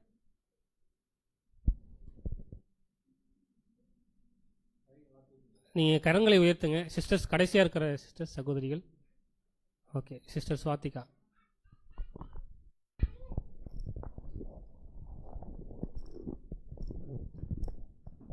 நீதியான கோபத்துக்கு யார் எக்ஸாம்பிள் எடுத்துக்கலான்னு பார்த்தீங்கன்னா அந்த இயேசு கிறிஸ்து. அவர் பண்ணுறது எல்லாமே என்னன்னு பார்த்தீங்கன்னா நீதியாக தான் இருக்கும். அந்த தேவாலயத்தில் வந்து சொல்கிறது, அந்த இடத்துல கோவப்பட்டது. ஸோ அப்போ அதெல்லாமே என்னன்னு பார்த்தீங்கன்னா இயேசு கிறிஸ்து படுறதுலாம் வந்து நீதியான கோபமாக இருக்கும். அநீதியான கோபத்துக்கு எக்ஸாம்பிள் பார்த்தீங்கன்னா நம்ம பண்ணுறது, ஏன்னா நம்ம அபூர்ணமான மனுஷங்க இல்லையா. இப்போ நாம் காட்டுற கோபம் எல்லாமே எப்படி இருக்கும்னு பார்த்தீங்கன்னா அநீதியாக தான் இருக்கும். ஸோ இப்போ ஒரு எக்ஸாம்பிளாக எடுத்துக்கிட்டோம்னா, இப்போ ஏதாவது வந்து ஒரு பிரதர் வந்து சம் மிஸ்டேக் பண்ணுறாருன்னா அந்த இடத்துல ஃபஸ்ட்டு அவர் கோச்சிப்பாரு. அவர் தப்பு பண்ணுறவர்கிட்ட நம்ம எக்ஸாம்பிளாக சொல்கிறோம், இந்த மாதிரி பிரதர் நீங்கள் தப்பு பண்ணுறீங்கன்ட்டு போய் சொல்கிறோன்னா ஃபஸ்ட்டு எடுத்ததும் அவர்கிட்ட நம்ம வந்து ரொம்ப ஹாஷாக பேசுகிறாம மிஸ்டேக் பண்ணுறத ஃபஸ்ட்டு சொல்கிறோம். இதுதான் வந்து என்னன்னு பார்த்தீங்கன்னா அது ஃபஸ்ட்டு அந்த இடத்துல நீதியை காட்டுறோமா அன்பை காட்டுறோமா. அந்த இடத்துல பிரதர் கோச்சிப்பாருன்றதுக்காக நம்ம வந்து அதை சொல்லாமல் விட்டோம்னா அது அநீதியாக போயிடும். இதே வந்து பரவாயில்ல கோச்சிக்கிட்டாலும் அந்த இடத்துல நம்ம ஒரு கரெக்ஷன் பண்ணுறோம்ல அப்படின்ட்டு யோசிக்கும் போது தான் பார்த்தீங்கன்னா அது நீதியான கோபமாக வரும். அப்போ இதுதான் என்னன்னு பார்த்தீங்கன்னா இதுக்கு ஒரு எக்ஸாம்பிளாக இருக்கும் அப்படின்றது எனக்கு புரிஞ்சுது. Thank you sister. Brother Bosco. அப்போஸ்தலர்களில் வந்து பேதுரு வந்து ஒரு இடத்துல என்ன பண்ணுவார்னாக்கா மாயமாலம் பண்ணுற ஒரு காரியம் கூட நம்ம தெரியும். அப்போ வந்து பவுல் வந்து முகமுகமாக வந்து என்ன பண்ணுவார்னாக்கா அவரை வந்து கண்டிக்கிற ஒரு விஷயம் நீதியான ஒரு கோபம் அப்படிங்கிறது பார்க்குறோம். அதே மாதிரி சகோதரன் மத்தியில் அந்த மாதிரி எல்லாம் அவங்க தெரிஞ்சும் சத்தியம் தெரிஞ்சும் அவங்க ஒரு சில மாயமாலம் பண்ணுறாங்க அப்படின்னாக்கா அதை நம்ம வந்து கண்டுக்காமல் விடுறது தவறு. அதை நம்ம வந்து சுட்டி காட்டக்கூடிய ஒரு விஷயத்தில் நம்ம தைரியமாக இருக்கணும். Okay brother, thank you. ஸோ அப்படின்னா முதலாவது நீதி, அப்புறம் அன்பு. ஓகேங்களா? அப்போ நீதி எப்படிப்பட்டது? அப்போ நீதியின் அடிப்படையில் நம்ம என்ன செய்யணும் அப்படின்னு பார்க்கும்போது அன்பு காமிக்கணும். ஓகேங்களா? ஸோ இதுக்கு எக்ஸாம்பிள் அப்போஸ்தலர் பேதுரு பவுலுடைய இன்சிடென்ட்ஸ், அதுக்கப்புறம் ஆண்டவர் இயேசு கிறிஸ்துவனுடைய வாழ்க்கையில் நடந்த ஒரு விஷயம். நம்மளுடைய வாழ்க்கையில் நிறைய விஷயங்கள் நடக்க வாய்ப்பு இருக்குது. மேபி நடக்கலாம். ஓகேங்களா? ஸோ இதை நம்ம என்ன செய்யலாம்னா, அந்த மாதிரியான வாய்ப்பு வரும்பொழுது அதை ப்ரீஷியஸாக நம்ம எடுத்துக்கிட்டு அதை என்ன பண்ணுவோம், நீதி நம்ம என்ன பண்ணலாம்னு காமிக்கலாம். ஓகேங்களா? ஏன்னா நமக்கு டைம் இல்லாதனால அடுத்து போயிடலாம். அடுத்த பாயிண்ட் என்ன? தீங்கு நினையாது. அன்பு அப்படின்றதுக்குள்ள தீங்கு நினைக்காதுங்க. இதை நீங்கள் ஷேர் பண்ணுங்க சிஸ்டர் சராஃபியல்.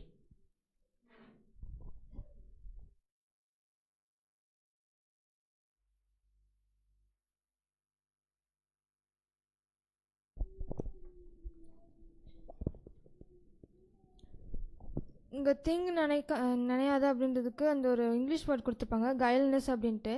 அதுக்கு என்ன அர்த்தப்படுதுன்னா, அதாவது சூழ்ச்சியாக இல்லாத ஒரு கேரக்டரை சுட்டி காட்டுது.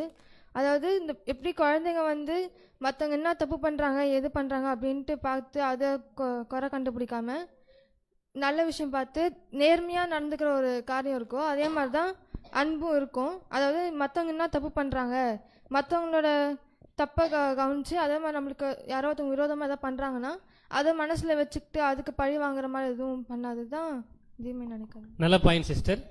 ஸோ நம்மளுக்குள்ளே என்ன செய்யக்கூடாதுன்னு சகோதரி சொல்லியிருக்காங்கன்னா, சர்மைஸ் பண்ணக்கூடாது, ஈவில் சர்மைஸ். ஓகேங்களா? ஸோ இந்த இடத்துல அன்பு அப்படின்ற ஒரு குணலட்சணத்துக்கு என்ன இருக்காது அப்படின்னு பார்க்கும்பொழுது, அந்த ஈவில் ஸ்பீக் அப்படின்ற ஒரு கேரக்டர் இருக்காது. ஈவில் சர்மைஸ். இவர் என்ன பண்ணிட்டாரு, இது கண்டிப்பாக இவர் எனக்காக தான் என்ன பண்ணாரு இப்படி செஞ்சார், சிஸ்டர் எனக்காக தான் என்ன பண்ணாரு இப்படி பண்ணாங்க. ஸோ நம்ம என்னன்னா நாமளே யோசிக்கிறது, நாமளே இப்படி யோசிக்கிறதுக்கு நம்மளுடைய மனசை விட்டுட்டோம் அப்படின்னா டெஃபினட்டாக நம்ம என்ன செய்வோம் அப்படின்னு பார்க்கும்பொழுது தீங்கு செய்வோம். ஸோ தீங்கு செஞ்சோன்னா நம்மகிட்ட அன்பு இல்லைன்னு அர்த்தம். ஸோ அப்போ என்ன செய்யலாம், கொஞ்சம் அளந்து பார்க்கலாம். அப்போ நம்மக்கிட்ட ஈவில் ஸ்பீக் பண்ணுறது இல்லாமல் போயிடுச்சுன்னா சூப்பர். அப்போ எவ்வளோ குறைஞ்சிருக்கு, அப்போ நல்லா குறைஞ்சிருக்குன்னா கொஞ்சம் அளவில் அன்பு அளவில் கொஞ்சம் என்ன இருக்கும், கொஞ்சம் மேலே வந்திருக்கும். ஓகேங்களா? ஸோ இப்படி நம்ம இந்த வசனத்தை பிடிக்கலாம். அடுத்த வசனத்தில் போகலாம்.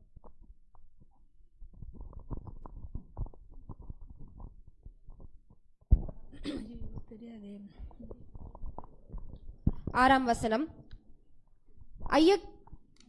அநியாயத்தில் சந்தோஷப்படாமல் சத்தியத்தில் சந்தோஷப்படும். ஸோ அன்புக்குரிய சகோதர சகோதரிகளே, வசனம் ரொம்ப ஷார்ட்டாக இருக்குது, நம்மளும் அப்படியே கேட்டு முடிச்சிடலாம். அன்பு வந்து அநியாயத்தில் சந்தோஷப்படாது. ஓகேங்களா? அப்படின்னா நம்மளுடைய கேள்வி என்ன, அநியாயத்தில் சந்தோஷப்படுவதுனா என்ன? அநியாயம்ன்ற வார்த்தைக்கு நம்ம என்ன சொல்லலாம்னாக்கா, நேர்மையற்ற தன்மை, அநீதி, உண்மையில்லாத தன்மை, இதான் அநியாயம். இதை வச்சு நீங்கள் பேசலாம். அநியாயத்தில் சந்தோஷப்படுவதுனா என்ன? நம்ம அதை புரிஞ்சா மட்டும் தான் தெரியும் அன்புனா என்னன்றது. சிஸ்டர் தனம்.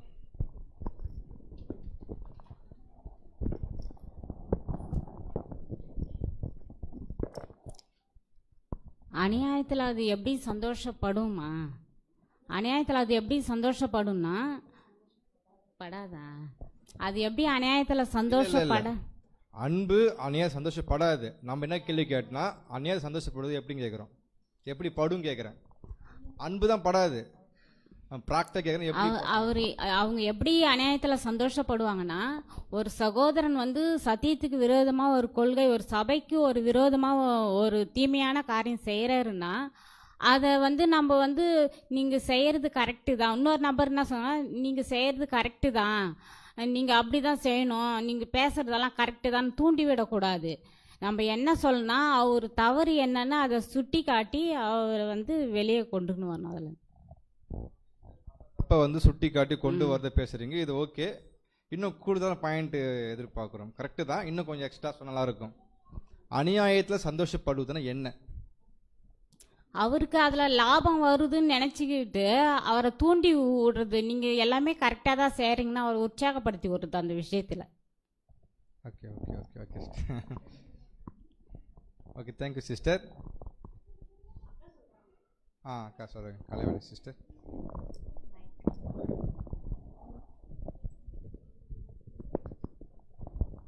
தேவனுடைய நாமம் மகிமைப்படுவதாக. 2 சகோதரர்கள் மூன்றாவது ஒரு இல்லாத சகோதரர்களை பற்றி பேசி கொண்டிருக்கிற இடத்துல அந்த இடத்துல நம்ம இருக்கிறோன்னா அதை கேட்டு சந்தோஷப்படுறது தான் அநியாயத்தில் சந்தோஷப்படுறது. அப்படி இருக்கக்கூடாது, அது தப்பு, இவங்க இப்படி பண்ணுறாங்களே சொல்லிட்டு அவங்களுக்காக ப்ரேயர் பண்ணுறது அநியாயத்தில் சந்தோஷப்படாமல் இருக்கிறது. அதுதான் தெரிஞ்சது. Okay, thank you sister.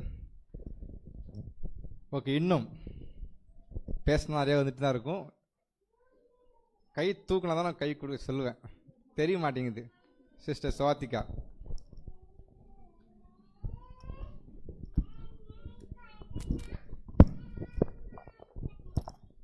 இதுக்கு எக்ஸாம்பிள் யார் எடுத்துக்கலாம் பார்த்தீங்கன்னா பிளேயமா எடுத்துக்கலாம். ஸோ பிளேயம் என்னன்னு பார்த்தீங்கன்னா அது வந்து அவர் பண்ணது வந்து அநியாயமான விஷயம்தான். ஏன்னா தேவனுடைய பேச்சுக்கு அவர் கீழ்ப்படியாமல் போயிட்டு அதை செஞ்சிருக்காரு.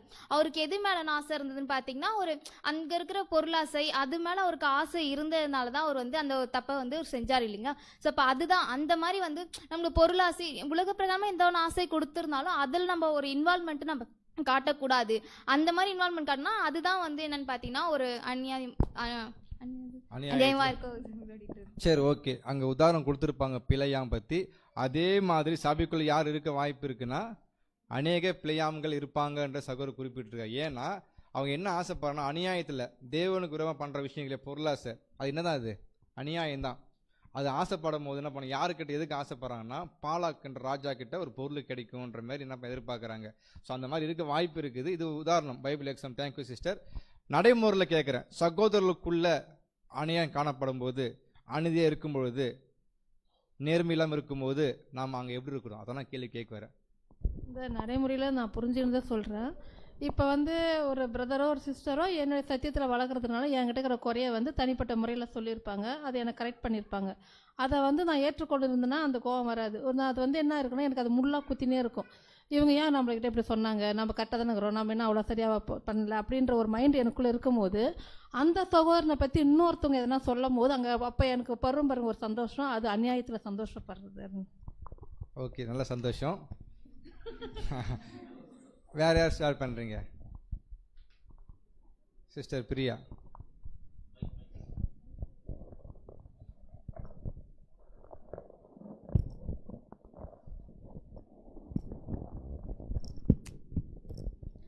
பிரதர், இந்த வசனம் என்ன சொல்லுதுன்னா, அநியாயத்தில் சந்தோஷப்படாமல் சத்தியத்தில் சந்தோஷப்படும் சொல்கிறது என்னென்னா, இப்போ சத்தியத்துக்குட்பட்டு பண்ணுற எல்லா விஷயங்களும் தேவனுக்கு ஏற்றதும் சகோதர சகோதரிகளுக்கு பிரயோஜனம் உள்ளதாக இருக்கும். அது மீறி நம்ம செய்கிறோம் அப்படின்னா அது அநியாயத்துக்குட்பட்ட ஒரு காரியமாக இருக்குன்னு சொல்கிறாங்க. இப்போ எக்ஸாம்பிளுக்கு என்ன அப்படின்னா, இப்போ நம்ம பேசுகிற விஷயங்கள்லாம் இருந்தால் கூட, இப்போ நம்ம மீட்டிங் முடிச்சுட்டு ஃப்ரீயாக இருக்கிறோம், நிறைய பேசிகிட்டு இருக்கோம் அப்படின்னா நம்ம சத்தியத்தை குறித்து பேசுகிறோன்னா அது இன்னொருத்தவங்களுக்கும் பிரயோஜனமாக இருக்கும், அது நமக்கும் வளர்ச்சி அடையக்கூடியதாக இருக்கும். ஆனால் அதை தவிர்த்து மற்றவங்களை குறித்தோ இல்லை தேவையில்லாத வீண் காரியங்கள் அதை குறித்து நம்ம பேசுகிறோம் அப்படின்னா அதுவும் அநியாயம்தான். ஏன்னா அது நம்ம பெரிய பெரிய விஷயங்கள், மற்றவங்களுக்கு துரோகம் பண்ணுறது, மற்றவங்கள தண்டிக்கிறது, இதுதான் தவறு, அநியாயம், கெட்டதுன்னு நினைக்கிறோம். ஆனால் அது இல்லாத இந்த அற்பமான காரியங்கள் கூட மற்றவங்கள வந்து ஒரு பாதிப்புக்குள்ளே கொண்டு போகும் அப்படின்னா அது கூட அநியாயம்தான் அப்படின்னு சொல்லி. Thank you sister. ஸோ இந்த வசனம் அப்போஸ்தலன் பவுல் யாருக்கு சொல்லிட்டு இருக்காங்க? இந்த அன்பினுடைய அகாப்பையோட தன்மை யாரு காணப்படணும்னா புது சிருஷ்டியாக அழைக்கப்பட்டிருக்கிற நம்ம அனைவருக்கும் சொல்லிட்டு இருக்கிறாங்க. ஸோ சபைக்குள்ள உதாரணம் நான் சொல்கிறேன். அநியாயத்தை சந்தோஷப்படுறது எப்படி தெரியுங்களா? ஒரு சகோதரன் அபூர்ணர் தான் விழுந்துட்டார், சறுக்கிட்டார். பார்த்தியா, என்ன சொல்லுவோம், ரொம்ப என்ன பண்ணல, இதுதான் அநியாயத்தில். ஏன்னா அந்த சகோதரனுடைய வளர்ச்சி பார்த்து பொறாமப்பட்டிருப்பதில்லை. லிங்க் பாருங்க. இப்போ அநியாயம் அவர்னா அநீதிக்குள்ளே விழுந்துட்டாரு, நேர்மையில்லாமல் போயிட்டார், ஏதோ ஒரு அபூர்ணத்து நிமித்தம் பலகீன நிமித்தம் குறைப்பட்டார், தவறு செஞ்சுட்டாரு. அந்த தவறை பார்த்து என்ன பண்ணாத புது சிருஷ்டி, உண்மையான அன்பு இருந்தா அதை பார்த்து ஹாப்பியாக ஃபீல் பண்ணாது, பரிதாபப்படும். இதான் விஷயம் சொல்றாரு. அன்பு ஒருத்தர் இருந்தாக்கா, என் சகோதரர் விழுந்துட்டாரு, நானும் அபூர்ணம் தான், எனக்கு சுச்சுவேஷன் வரும், அதை பார்த்து நான் அப்படி இறக்கம் காமிக்கணும், பரிதீபிக்கணும், அனுதாபம் காண்பிக்கக்கூடியதான் விஷயமா இருக்குது. அப்படின்னா சபைக்குள்ள ஒவ்வொருத்தரும் வளர்ச்சி காணப்படும், அது அவங்க தனிப்பட்ட கடமை பொறுப்பு. தேவனுடைய எந்த கிட்டி சேர்றாங்களோ அவங்க ஆசிரியம் பெற்றுக்கொள்றாங்க. சப்போஸ் விழும்பொழுது நல்லா பேசினார், விழுந்து தரும்போது அதை பார்த்து என்ன பண்ணக்கூடாது, நம்ம சந்தோஷம் அடையக்கூடாது. காரணம், அன்பு இருந்துச்சுன்னா அவங்கள பார்த்து எப்படி தூக்கி விடுன்றதை எதிர்பார்க்க மாட்டாரு. அன்பு இல்லாததுனால தான் ஆரம்பத்தில் நல்லா இருந்தாங்க, விழுந்தாங்கல்ல, அதிகமாக பேசினாங்கல்ல அப்படின்னு எண்ணம் யாருக்கு வரும்? ஆவின் கனி இல்லாதவங்கிட்ட தான் வருமே தவிர, ஆவின் கனி இருந்தால் என் சகோதரன் விழுந்துட்டான்ற ஒரு ஃபீலிங் உண்டாகும். அதான் அன்புடைய புண்ணியம், அதான் அன்புடைய கேரக்டர், அதான் தன்மை. அப்படி இருந்தால் என்ன பண்ணலாம்? அந்நிய சந்தோஷப்படாதுன்னு தான் வசனம் முடிக்கிறாரு. ரெண்டாவது கேள்வி, சத்தியத்தில் சந்தோஷப்படும். சத்தியத்தை சந்தோஷப்படணும் என்ன?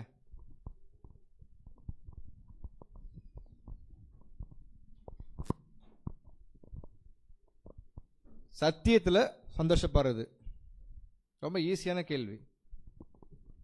அப்படியே ஆப்போசிட் தான் கேட்க சொல்லியிருக்காரு பவுல். சத்தியத்தை நம்ம பெற்றுக்கொண்டு இருக்கிறோம். இந்த சத்தியத்தை சுவிசேஷமாக ஒருத்தவங்களுக்கு போய் அறிவிக்கும் போது நம்ம பெற்றுக்கொண்ட அதே இன்பம், அதே சந்தோஷம் அவரும் பெற்று நம்மளுடைய ஓட்டத்துக்குள்ள அவரும் நம்மளோட வந்து இணையும் போது நமக்கு இது சத்தியத்துக்குள்ள சந்தோஷம். Thank you brother. தான் பெற்ற அந்த ஆசீர்வாதம் மற்றலும் கலந்து போகும்னு நினைக்கிறார் இல்லையா, அது ஒரு சந்தோஷம். எதுனா சத்தியத்தின் அடிப்படையில் அன்பின் ஆவி உள்ள இருக்கிறதுனால அது என்ன பண்ணும்? உனக்கே வச்சுக்காத, என்ன பண்ணு, இலவசமாக பெற்றதை இலவசமாக கொடுங்கன்ற ஒரு விஷயம் சகோதரர் ஷேர் பண்ணியிருக்காங்க. Thank you brother. இன்னும் வேற உதாரணம், சிஸ்டர் பூனா.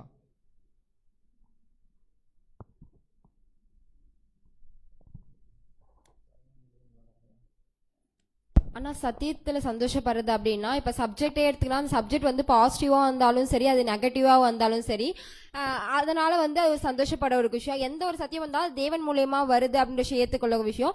இப்போ சத்தியத்துக்குள்ள வந்தேன்னா நான் இந்த விஷயத்தை இழந்து போவேன், எனக்கு இந்த இழப்பு நேர்விடும். அது ஒரு பர்சனாக இருந்தாலும் சரி, இல்லை என்னோட ஜாபாக இருந்தாலும் சரி, என்னை படிப்பாக இருந்தாலும், என்னை சுற்றி ஏதோ ஒரு நெகட்டிவ் விஷயம் நடக்குது அப்படின்னா கூட அது சத்தியத்தை முதன்மையாக வச்சு பரவாயில்ல, எனக்கு சத்தியம் உண்மையாக இருக்குது, அது ஒரு காரியமாக இல்லைன்னு சொல்லிட்டு சத்தியத்தை முதன்மையாக வைக்கும்போது நமக்குள்ள அந்த விதமான சந்தோஷங்கள் ஏற்படுது அப்படின்றத பார்க்குறோம். Thank you sister. சத்தியத்தை முதன்மைக்கப்படும் போது அந்த காரியம் எப்படி இருக்கும்? சந்தோஷமா இருக்குன்ற சகோதரி பதிவு பண்ணியிருக்கிறாங்க.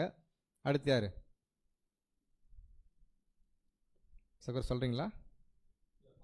சொன்ன ஒரு விஷயம் தான் என்னன்னா, நீங்கள் எல்லாம் சத்தியத்தில் நடக்கிற விஷயத்தை கேட்கும் போது எனக்கு ரொம்ப சந்தோஷமாக இருக்குன்னு சொல்லிட்டு அவருடைய கடிதத்தில் எழுதியிருப்பாரு. ஓகே, அந்த ஒரு பாயிண்ட். Thank you brother. வசனம் ஞாபகப்படுத்திருக்கிறாங்க. அடுத்து வேறு யார் ஷேர் பண்ணுறீங்க? ஓகே, சொல்லுங்கள் சிஸ்டர். சத்தியத்தில் சந்தோஷப்படணும்னா சத்தியம்னா உண்மை தான். அதை வந்து நம்ம வாழ்க்கையில் ஒரு இடத்துல நம்ம உண்மையாக அதை உண்மைக்காக அங்கே நிற்கும் போது அப்போ வரும் ஒரு சந்தோஷம், அது சத்தியத்தில்.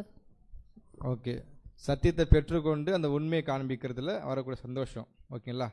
வேறு யாரும் ஷேர் பண்ணுறீங்களா? நம்ம அடுத்த வசனம் போயிடலாமா? ஸோ சத்தியத்தை சந்தோஷப்படுறது என்னன்னா, ஒரு புது சிருஷ்டியாக ஒருத்தவங்க கிறிஸ்துக்குள்ளே வளர்ச்சி அடைவதை பார்க்கும் பொழுது எப்படி இருக்கணும்?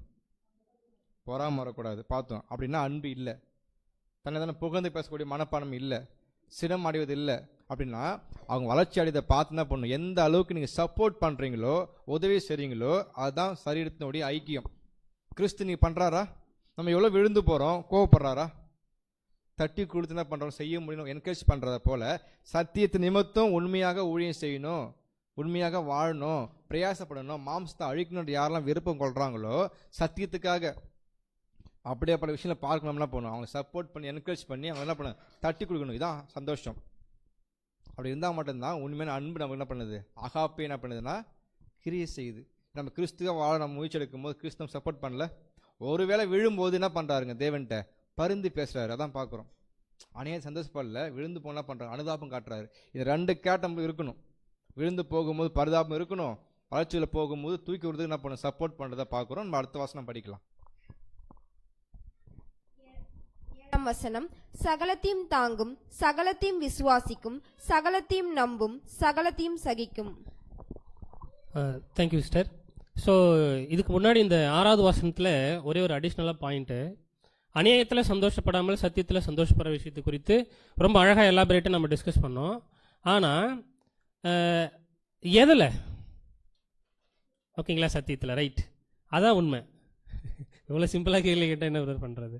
பட் சத்தியன்றது என்ன தெரியுங்களா? நீதி, வசனம். ஓகேங்களா? ஸோ ஒரு சகோதரன் அல்லது சகோதரி அந்த சத்தியத்துக்கு இசைவாக இருக்கிற பிரின்சிபிள்ஸு, கொள்கைகள் இல்லைங்களா, நிறைய டாக்டனல்ஸ், இப்படிப்பட்ட விஷயங்களில் அவங்க இன்னும் வளர்ந்து கொண்டே இருக்கும்போது நம்ம என்ன பண்ணலாம்? So will be happy. So பார்க்கும் பொழுது ஒரு வேளை நம்ம என்ன செஞ்சிடக்கூடாது அப்படின்னா, ஒரு தப்பான அந்த பாயிண்ட் ரொம்ப கிளியராக கொடுத்துருக்காங்க. சரியான மற்றும் தவறான கொள்கைகள் என் மனதில் உறுதியாக நிலைத்திருக்கிறதா? ஸோ அப்போ தப்பான விஷயங்கள் டாக்டர்னல்ஸில் ஓகேங்களா நம்மளோட மனசில் இருக்கா? இது இன்னொரு ஆங்கிள், வேற ஒன்றும் இல்லை. ஸோ அப்படி நம்ம மனசில் ஸ்ட்ராங்காக அப்படி உக்காண்டிருக்கு அப்படின்னா ஒரு தப்பான ஒரு டாக்டர்னல்ஸு, நம்ம என்ன பண்ணக்கூடாது? அவங்கள பார்த்து ஹாப்பியாகக்கூடாது, சந்தோஷப்படக்கூடாது. புரியுதுங்களா? சரி, ரைட்டு. ஸோ அப்போ நம்ம என்ன யோசிக்கலாம்னா, ஒருத்தர் நீதிக்கு உட்படும் பொழுது, வசனங்களுக்கு உட்படும் பொழுது நம்ம என்ன செய்யணும்? சந்தோஷப்படணும். ஒரு வேளை நீதிக்கு உட்படாமல் கொள்கைகளுக்கு மாறாக இருக்கும் பொழுது நம்ம என்ன செய்யணும் அப்படின்னு பார்க்கும் பொழுது சந்தோஷப்படக்கூடாது. அவர்களை அதாவது ஆதாயப்படுத்துறதுக்கு என்ன செய்யணுமோ அதை செய்யணும் வசனங்கள் அடிப்படையில். அடுத்து 7வது வசனத்தில் நம்ம என்ன பார்க்குறோம்னா, சகலத்தையும் தாங்கும், சகலத்தையும் விசுவாசிக்கும், சகலத்தையும் நம்பும், சகலத்தையும் சகிக்கும். ஓகேங்களா? அப்போ சகலத்தையும் தாங்கிறதுனா என்ன? டைம் இல்லாததுனால ஒரு 2 பேர் டிஸ்கஸ் பண்ணலாம். ப்ளீஸ் கொஞ்சம் வேகமாக சொல்லுங்கள், ஒரு ஹம்பிள் ரிக்வெஸ்ட். சகலத்தையும் தாங்கும் சிஸ்டர் சிவசக்தி.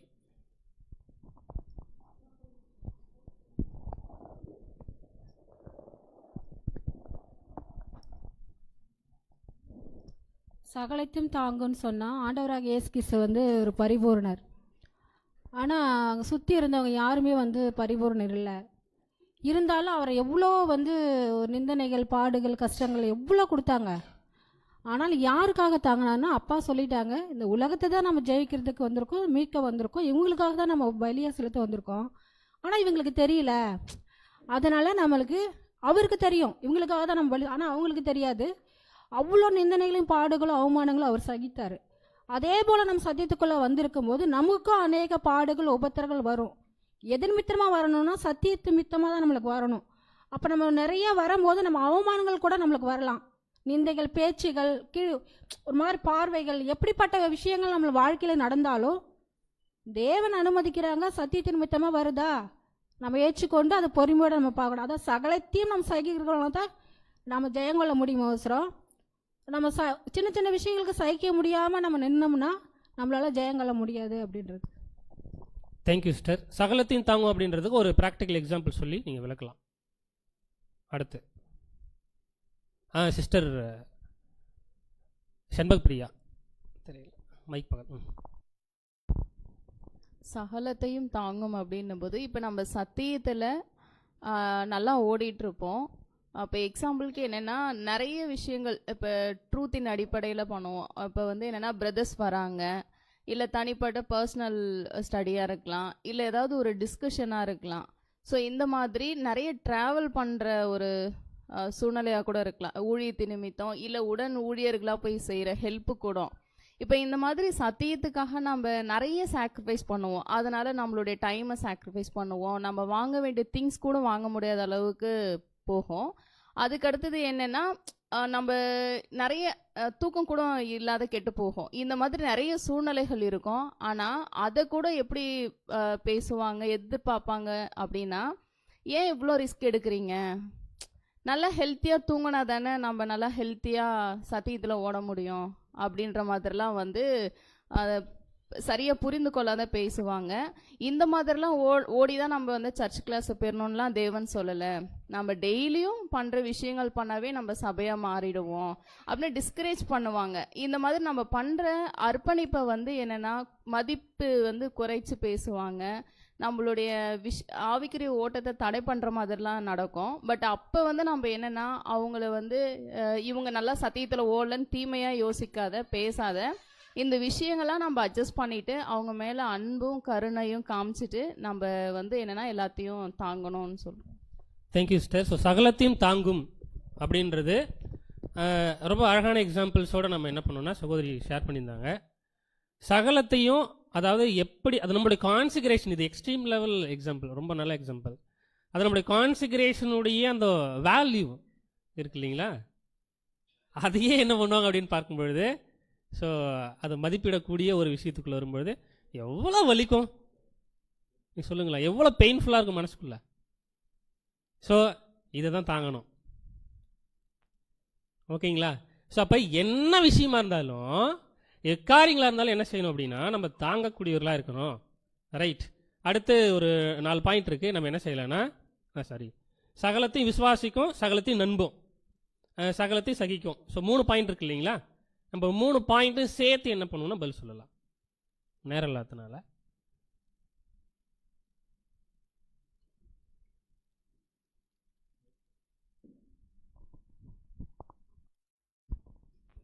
பிரதர் லூக்கா, கொஞ்சம் சுருக்கமாக நீங்கள் சொல்லுங்கள். புது சிருஷ்டி வாழ்க்கையில் தேவனுக்கு நம்ம ஒப்பு கொடுத்ததுனால தேவனை மீறி நம்மளுடைய லைஃப்பில் எதுவும் நடக்காது. அப்படி நடந்ததுன்னா அது தேவனுடைய அனுமதியோடு தான் நடக்கும். அது உலக பிரகாரமாக இருந்தாலும் சரி, நம்ம சபையில் இருந்தாலும் சரி, தேவனை அனுமதிக்காமல் ஒரு விஷயம் கூட என்னுடைய வாழ்க்கையில் நடக்காது. அப்படி நடந்ததுன்னா அதை தேவனை அனுமதிக்கிறார்ன்ற ஒரு விஷயம் புரியுது. Thank you brother. ஸோ கேள்வி நம்ம இதில் என்ன தான் பார்க்குறோம், சகலத்தையும் விசுவாசிக்கும். ஓகேங்களா? ஸோ இப்போ சகலத்தையும் விசுவாசிக்கும் அப்படின்னா, அதாவது இப்போ ஏ அப்படின்ற சகோதரருடைய இவரை பற்றி இன்னொரு சகோதரர்கிட்ட பி கிட்ட இவர் சொல்கிறாருன்னு வச்சுக்கோங்களேன். இப்போ பி என்ன பண்ணணும்? பி என்ன பண்ணணும்? சகலத்தையும் நம்பணுமா? நம்பக்கூடாது. ஓகேங்களா? ஸோ அப்போ ஒரு சகோதரன் அல்லது சகோதரியை பற்றின விஷயங்கள் நம்ம கிட்ட வருதுன்னா ஸ்டாப் அப்படின்னு என்ன பண்ணலாம், நம்ம சொல்லலாம். நன்மையான காரியங்கள்ல எக்காரியங்கள் வந்தாலும், எப்படிப்பட்ட விஷயங்கள் வந்தாலும் என்ன செய்யலாம் அப்படின்னா, முதலாவது நம்பக்கூடியவர்கள் நம்ம இருக்கிறது. இது ரொம்ப ஒரு அழகான பாயிண்டெல்லாம் பிரதர் கொடுத்துருக்காங்க நம்ம, இல்லைங்களா? அதாவது அவர்களுக்கு தீமைக்கு தீமை தீர்ப்பளிப்பிற்கு விரும்பாத அன்பை நான் பெற்றுள்ளேனா, இல்லைங்களா? ஸோ இப்படி ரொம்ப அழகான பாயிண்ட்ஸ் இருக்குது, நீங்கள் நம்ம வீட்டில் கூட படிக்கலாம். சகலத்தையும் நம்பும். ஸோ அந்த சகலத்தையும் நம்பும் அப்படின்ற ஒரு விஷயம் எப்படிப்பட்டதா இந்த ஒரு அதாவது எப்படி இருக்கும் அப்படின்னு பார்க்கும்பொழுது, இதை எக்ஸ்பிளைன் பண்ணுங்க. ஒரு ஓகே சிஸ்டர் சபிதா, கொஞ்சம் சுருக்கமாக நீங்கள் சொல்லும்படி அன்போடு கேட்டுக்கொள்கிறேன்.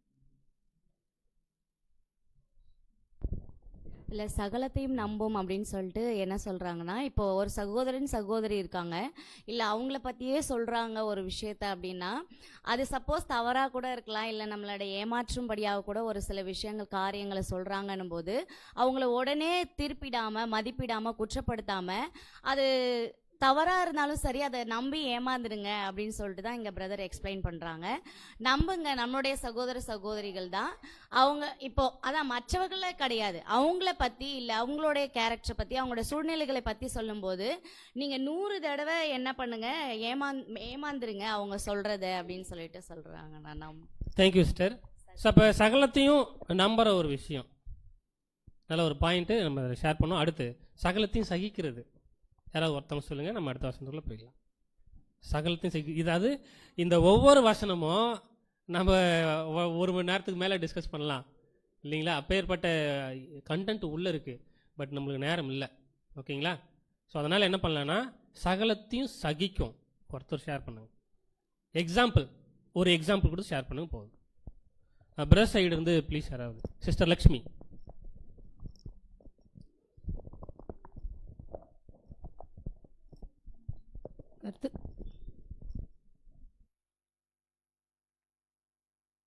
கர்த்தருக்கு ஸ்தோத்திரம். சகலத்தையும் சகிக்குன்னா முன்னுதாரணம் நம்ம ஆண்டவராக இயேசு கிறிஸ்து எடுத்துக்கலாம். அவர் என்னென்னா நிறையா அவரை துன்பப்படுத்தினாங்க, எல்லாமே செஞ்சாங்க. அப்போ கூட அவர் அதை ஒரு பொருட்படுத்தலை. அவர் எல்லாத்தையுமே சகிச்சார். ஏன்னா இந்த காலத்தில் கூட நம்மளுக்கு நிறையா பாடுகள் எல்லாமே வரும், அதையும் நம்ம சகிக்கிறவங்களா இருக்கணும். Thank you sister. ஸோ பாடுகள் உபத்திரவங்கள் எல்லாம் வரும், சகிக்கணும். பட் அது எங்கேருந்து வரும் அப்படின்னு பார்க்கும்பொழுது கண்டிப்பாக எங்கேருந்து வரும், பரிசுத்த ஸ்தலத்துக்குள்ளே இருக்கிறவங்களுக்குள்ள தான் என்ன ஆகுனா வரும். ஓகேங்களா? இன்னைக்கு பாடத்தோட பார்த்தோம். அன்புக்குரிய சகோதர சகோதரிகளே, நம்ம மேக்சிமம் நம்ம ஜெயிக்கக்கூடிய இடம், அதாவது சகிக்கக்கூடிய இடம், அதாவது இப்பேற்பட்ட அடி நமக்கு விழுந்தாலும் அன்பு காமிக்கிறோம் அப்படின்னா டாலரன்ஸ், சகிக்கிறது டெஃபினட்டாக நமக்குள்ளே இருக்கணும். ஓகேங்களா? ஸோ எக்ஸாம்பிள்னால் நம்ம இன்னும் 10-20 எக்ஸாம் சொல்லி எக்ஸ்பிளைன் பண்ணலாம் நம்ம எல்லாரும். பட் நேரம் இல்லை, அடுத்த வசனத்துக்குள்ளே போயிடலாம். ஸோ அன்புக்குரிய சகோதர சகோதரிகளே, நமக்கு தேவையான முக்கியமான பாடத்தை நம்ம பார்த்துட்டோம். ஃபஸ்ட்டு 3 வசனம் பார்க்கும்போது அன்பு இல்லைன்னா, அன்பு இல்லாமல் எது பண்ணலாம் வேஸ்ட்டுன்னு பார்த்தோம். செகண்ட் பார்க்கும்போது அன்பினுடைய குணம் எப்படி இருக்குன்றதை பற்றி நம்ம பார்த்துட்டோம். முக்கியமானது முடிச்சாச்சு. அடுத்த அப்போஸ்தலன் பவுல் என்ன சொல்கிறாங்க அப்படின்னு பார்த்தீங்கன்னா, அன்பு ஒருபோதும் அழியாது, ஆனால் தீர்க்கதரிசனம் ஒழிஞ்சு போயிடும், அந்நிய பாஷை, அறிவு. அப்போ இங்கே என்ன சொல்ல வர்றாருன்னா, எல்லாமே ஒரு காலகட்டத்து வரைக்கும் தான் இருக்கும், முடிஞ்சு போயிடும். ஆனால் அன்பு என்ன ஆகாது, அது எப்பொழுதுமே என்ன ஆகாது, அழியாது. ஏன்னா தேவனுடைய குணாதிசயம் அது யுகாயுகத்துக்கும் கடந்து போகணுத்தை அவங்க அப்போஸ்தலன் பவுல் சொல்கிறாங்க. ஏன்னா எல்லாத்தையும் காட்டிலும் அன்பே மேலானதுன்றதை முக்கியப்படுத்துகிறோம் பார்க்குறோம். அடுத்த வருஷம் பார்க்கும்போது என்ன சொல்கிறாங்க அப்படின்னு பார்த்தீங்கன்னாக்கா, நம்முடைய அறிவு குறைவு உள்ளது, ப்ராஃபஸி பேசுகிறதும் குறைவுன்றதை சொல்கிறார். இது எப்போ ஏன் அப்படின்னு பார்க்கும்போது, இப்போ நம்ம கொடுக்கப்படல, ஆரம்பத்தில் தான் பண்ணிட்டாங்க, பேசி முடிச்சு தான் என்ன பண்ணிட்டோம், ஃபாலோ பண்ணிட்டு இருக்கோம். அடுத்து வந்து பார்க்கும்போது 11 வசனம் அப்போஸ்தலன் பவுலை பற்றி பேசுகிறாங்க. நான் குழந்தையே பிறந்தேன், அப்போ குழந்தைக்குரிய வார்த்தை பேச முடியும், சிந்திக்க முடியும், யோசிக்க முடியும். இது வந்து ஒரு குழந்தையுடைய தன்மை. இப்போ நான் வளர்ச்சிக்கு எதுவாக ஒரு ஆண் தன்மைக்குள்ளே மாறினதுக்கு அப்புறம், பூர்ண தன்மைக்கு வந்ததுக்கு அப்புறம் குழந்தைக்கேற்ற எல்லாவற்றையும் என்ன பண்ணிட்டேன், விட்டுட்டேன்றார். இது அவருடைய தன்மை. அப்படின்னா கிறிஸ்துவ வாழ்க்கைக்குள்ள ஆரம்பத்தில் வந்திருக்கக்கூடிய சத்தியம் கேட்டோம், வளர்ந்தோம், எல்லாம் பண்ணாலுமே தேவன் நமக்கு தேவையான ராஜ்யத்தை பற்றி முழு சத்தியத்தில் பரிபூர்ணமாக கொடுக்கும் பொழுது அதை வாங்கிட்டு நம்ம என்ன பண்ணால் திடகாத்திரமான முதிர்ச்சியான ஒரு பரிவு சத்தியம் பெற்றுக்கொண்டோம் இல்லையா, வாங்க நாம் என்ன பண்ணோம்னா திரும்பி பழைய விஷயங்களுக்குள்ளே இந்த சைல்டிஷ் தானேவாங்க இல்லையா, அதுக்குள்ளே போகாமல் ஒரு எப்படி பண்ணணும், ஒரு மெச்சூரிட்டி இன் கிறிஸ்டின் கேரக்டர் அதற்கு எதுவாக காணப்பட்டால் மட்டும்தான் என்ன பண்ண முடியும், அடுத்த ஆட்சியில் போக முடியாத பற்றி அப்போஸ்தலன் பவுல் தன்னுடைய எக்ஸ்பீரியன்ஸ் என்ன பண்ணுற வெளிப்படுத்தி காண்பிக்கிறாங்க. அடுத்து என்ன சொல்கிறார் அப்படின்னு பார்க்கும்பொழுது, இப்பொழுது நம்ம என்ன பண்ணுறோன்னா கனடாவில் பார்க்குறோம். அப்படின்னு அர்த்தம், இப்போ எப்படி பார்க்குறோன்னா தெய்வீக பிளான் எப்படி பார்த்துட்டு இருக்குன்னா ஃபெய்த் அடிப்படையில் பார்க்குறோம், விசுவாச அடிப்படையில் தான் பார்க்க முடியுது. தேவன் இப்பேற்பட்ட இருக்க வாய்ப்பு இருக்குது, அவருடைய மெய் தன்மை எப்படி இருக்குன்னு புரிஞ்சிக்க முடியுது. முகமுகமாக பார்க்க முடியுமா? இப்போது நமக்கு என்ன அறியப்பட்டிருக்கோ அதை புரிந்து கொண்டு பரிசுத்தாவி என்ன ரகசிய வெளிப்படுத்தி காண்பித்திருக்குதோ அதை மட்டும் நம்மளால பார்க்க முடியுமா? எல்லாமே காரணம் விசுவாசம். இப்பொழுது அப்பொழுதுனா முகமுகமாக என்ன அப்போ நம்ம எப்படி மாற்றப்பட்டிருப்போம்னா, இந்த விசுவாசத்தின் அடிப்படையில் அன்பின் ஆவியில் கட்டப்பட்டு முற்றிலுமாக ஜெயம் கொள்ளப்பட்டு எங்கே போயிருப்போம், தேவன்கிட்ட போயிருக்கும் பொழுது முகமுகம். அப்படின்னா என்ன அர்த்தம்னா, தேவன் எப்படி பார்ப்பாங்க, விஷயத்தை மங்களா பார்ப்பாரா, ரொம்ப கிளியராக பார்ப்பாரா? அப்போ அந்த தெய்வீக ஸ்டைல் அடையும் போது என்ன முகமுகம் எல்லாம் வெளிப்பட்டிருக்கும். நம்ம பார்க்கும் இப்போது கொஞ்சம் அறகுறையாக இருக்குது, தெரியலன்றது அப்படி கிடையாது. மகிமையாக்கப்பட்டவங்களுக்கு சகலம் எப்படி இருக்கும், ரொம்ப தெளிவாக காணப்படுறதுக்கு சகுர் அழகாக எக்ஸ்பிளைன் பண்ணியிருக்கிறான்னு பார்க்குறோம். ஏன் அப்படின்னு பார்த்தீங்கன்னா, உதாரணத்தை பார்க்கும்போது நம்ம வசனம் படிப்போம் இல்லையா, இயேசு கிறிஸ்து எப்படி இருப்பார், அவர் சாயல் எப்படி இருக்கும், யாரை சொல்ல முடியுமா? தெரியாது. ஏன்னா அப்போஸ்தலன் யோவான்ல சொல்லிட்டாரு, தெரியாது. அவர் இருக்கிற வண்ணமாகவே அவர் எப்போ பார்ப்போமோ அவர் எப்படி இருப்பார், அந்தவன் ஆவலாம தவிர அது வரைக்கும் இயேசு கிறிஸ்து ஹைட் எப்படி இருக்கும், அவருடைய ஹேர் எப்படி இருக்குன்னு கற்பனை கூட பண்ண வேண்டாம். ஏன்னா அப்போஸ்தலன் சொல்லிட்டாங்க தெரியாது. அப்படின்னா எப்போ பார்க்கலான்னா, நீ மரித்து உயிர் தேர்ந்து கிறிஸ்து எப்போ மீட் பண்ணுறோமோ அவர் இருக்கிற வண்ணமாக, அப்படின்னா கிறிஸ்து பார்க்கும்போது நீ ஒரு கிறிஸ்துவா இருப்ப. இதான் உதாரணம். அப்படின்னா இப்போ நம்ம எல்லாமே நிழலாட்டமாக பார்க்குறோம், தூரத்தில் விஷயங்கள மங்களா பார்த்துட்டு இருக்கோம், புரிஞ்ச வரைக்கும். அதை குறித்து அப்போஸ்தலன் பண்ண சொல்கிறாங்கன்னா தெளிவுபடுத்துகிறாங்க பார்க்குறோம். கடைசி வாசனம் பார்க்கும்போது நமக்கு தெரியும், விசுவாசம், நம்பிக்கை, அன்பு, இந்த மூன்றுமே வந்து பெஸ்ட்டு. ஆனால் இந்த மூன்றில் எது பெஸ்ட்னு சொல்கிறாருன்னா அன்பு. அப்படின்னா இந்த முழு பாடத்தினுடைய கான்செப்ட் என்னன்னு பார்த்தீங்கன்னா, அன்பே பிரதானமானது. தேவன் எப்படி இருக்காங்க, அன்புள்ளவராக இருக்கார். அப்படின்னா தெய்வீக குணத்தில் பார்க்குறோம் 4, அதில் 1 பார்க்குறோம் அன்பு.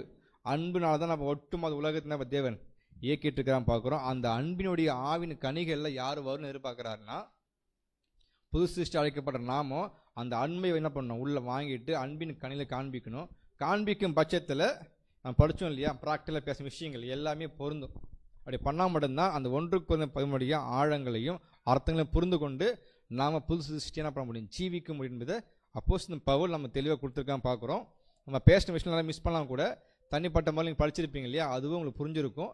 இங்கே கூடுதலாக பாயிண்ட் என்ன பண்ண தேவை நம்ம கொடுத்துருக்காருன்னு பார்க்குறோம்.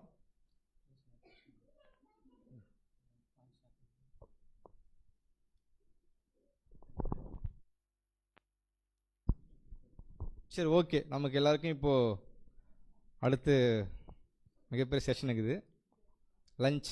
ஸோ நம்ம என்ன பண்ணலாம், அந்த கூடிகை முடிச்சிட்டாங்களா? ஸோ தேவன் நமக்கு உண்மையாகவே ஒரு இந்த புதிய வருஷத்தில், இந்த புதிய துவக்கத்தில் அன்பை பற்றி நம்ம ஸ்டார்ட் பண்ணியிருக்காரு. இந்த வருஷம் ஃபுல்லாக கடந்து போகணும், அதுக்கு நம்ம என்ன பண்ண போகிறோம், தீர்மானம் எடுக்க போகிறோம். கார்டு கொடுத்தாங்களா? அந்த கார்டில் போயிட்டு என்ன பண்ணுங்க, இன்னைய டேட்டில் ஒரு முடிவு எடுத்துக்கலாம். உண்மையில ஆசீர்வாதம். நான் சொன்னேன் இல்லையா, முடிவு எடுத்து அந்த 4 முறை செக் பண்ணி பாருங்க, வாழ்ந்தோமா வாழலையா, எஸ் ஆர் நோ. எஸ்னா எஸ்ன்னு போடணும், நோ நோன்னு போடணும். நீதி செயல்படுத்துங்க.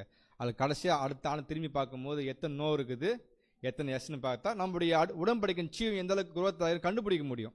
ஸோ அந்த அட்டையை பயன்படுத்துங்க. ஓகேங்களா? தேவன் தாமே இந்த வார்த்தையில் ஆஸ்வதிப்பாராக. அட்டை எல்லாருக்கும் கொடுக்கப்பட்டாச்சா? எல்லாம் வாங்கிட்டீங்களா? வாங்காதவங்க சகோதர் போஸ் கட்ட வாங்கிக்கங்க. இருக்குது எல்லாருக்குமே ஒரு இது கான்சன்ட்ரேஷன் பண்ணவங்களுக்கும் பண்ண போகிறவங்களுக்கும் கொடுத்து திரும்ப எடுத்துக்கோங்க. ஓகேங்களா? எல்லாருக்கும் கொடுத்துருங்க பிரதர். தேங்க்யூ. நமக்கு இந்த கூடி நிறைவு செய்யலாம் ஜபம் செய்து. நம்முடைய அன்பு சகோதரர் செல்வம் செல்வம் ஜபிக்கும்படி அன்பு கேட்டுக்கொள்கிறோம். ஜெபம் செய்வோம்.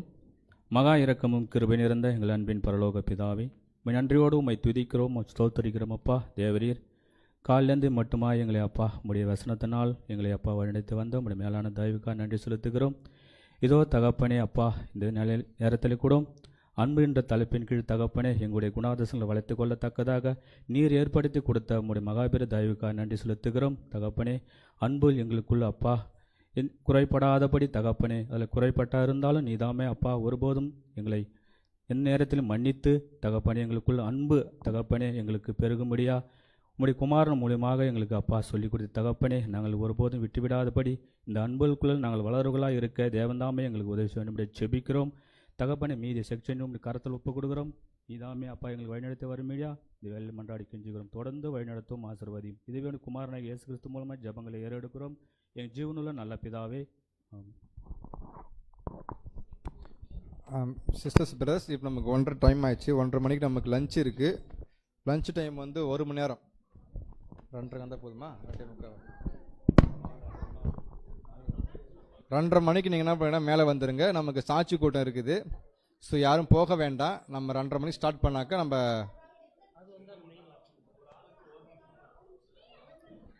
சீக்கிரம் சாப்பிட்டுட்டு 2:30 மணிக்கு நீங்கள் மேலே வந்துடுங்க, ஸ்டார்ட் பண்ணிடலாம்.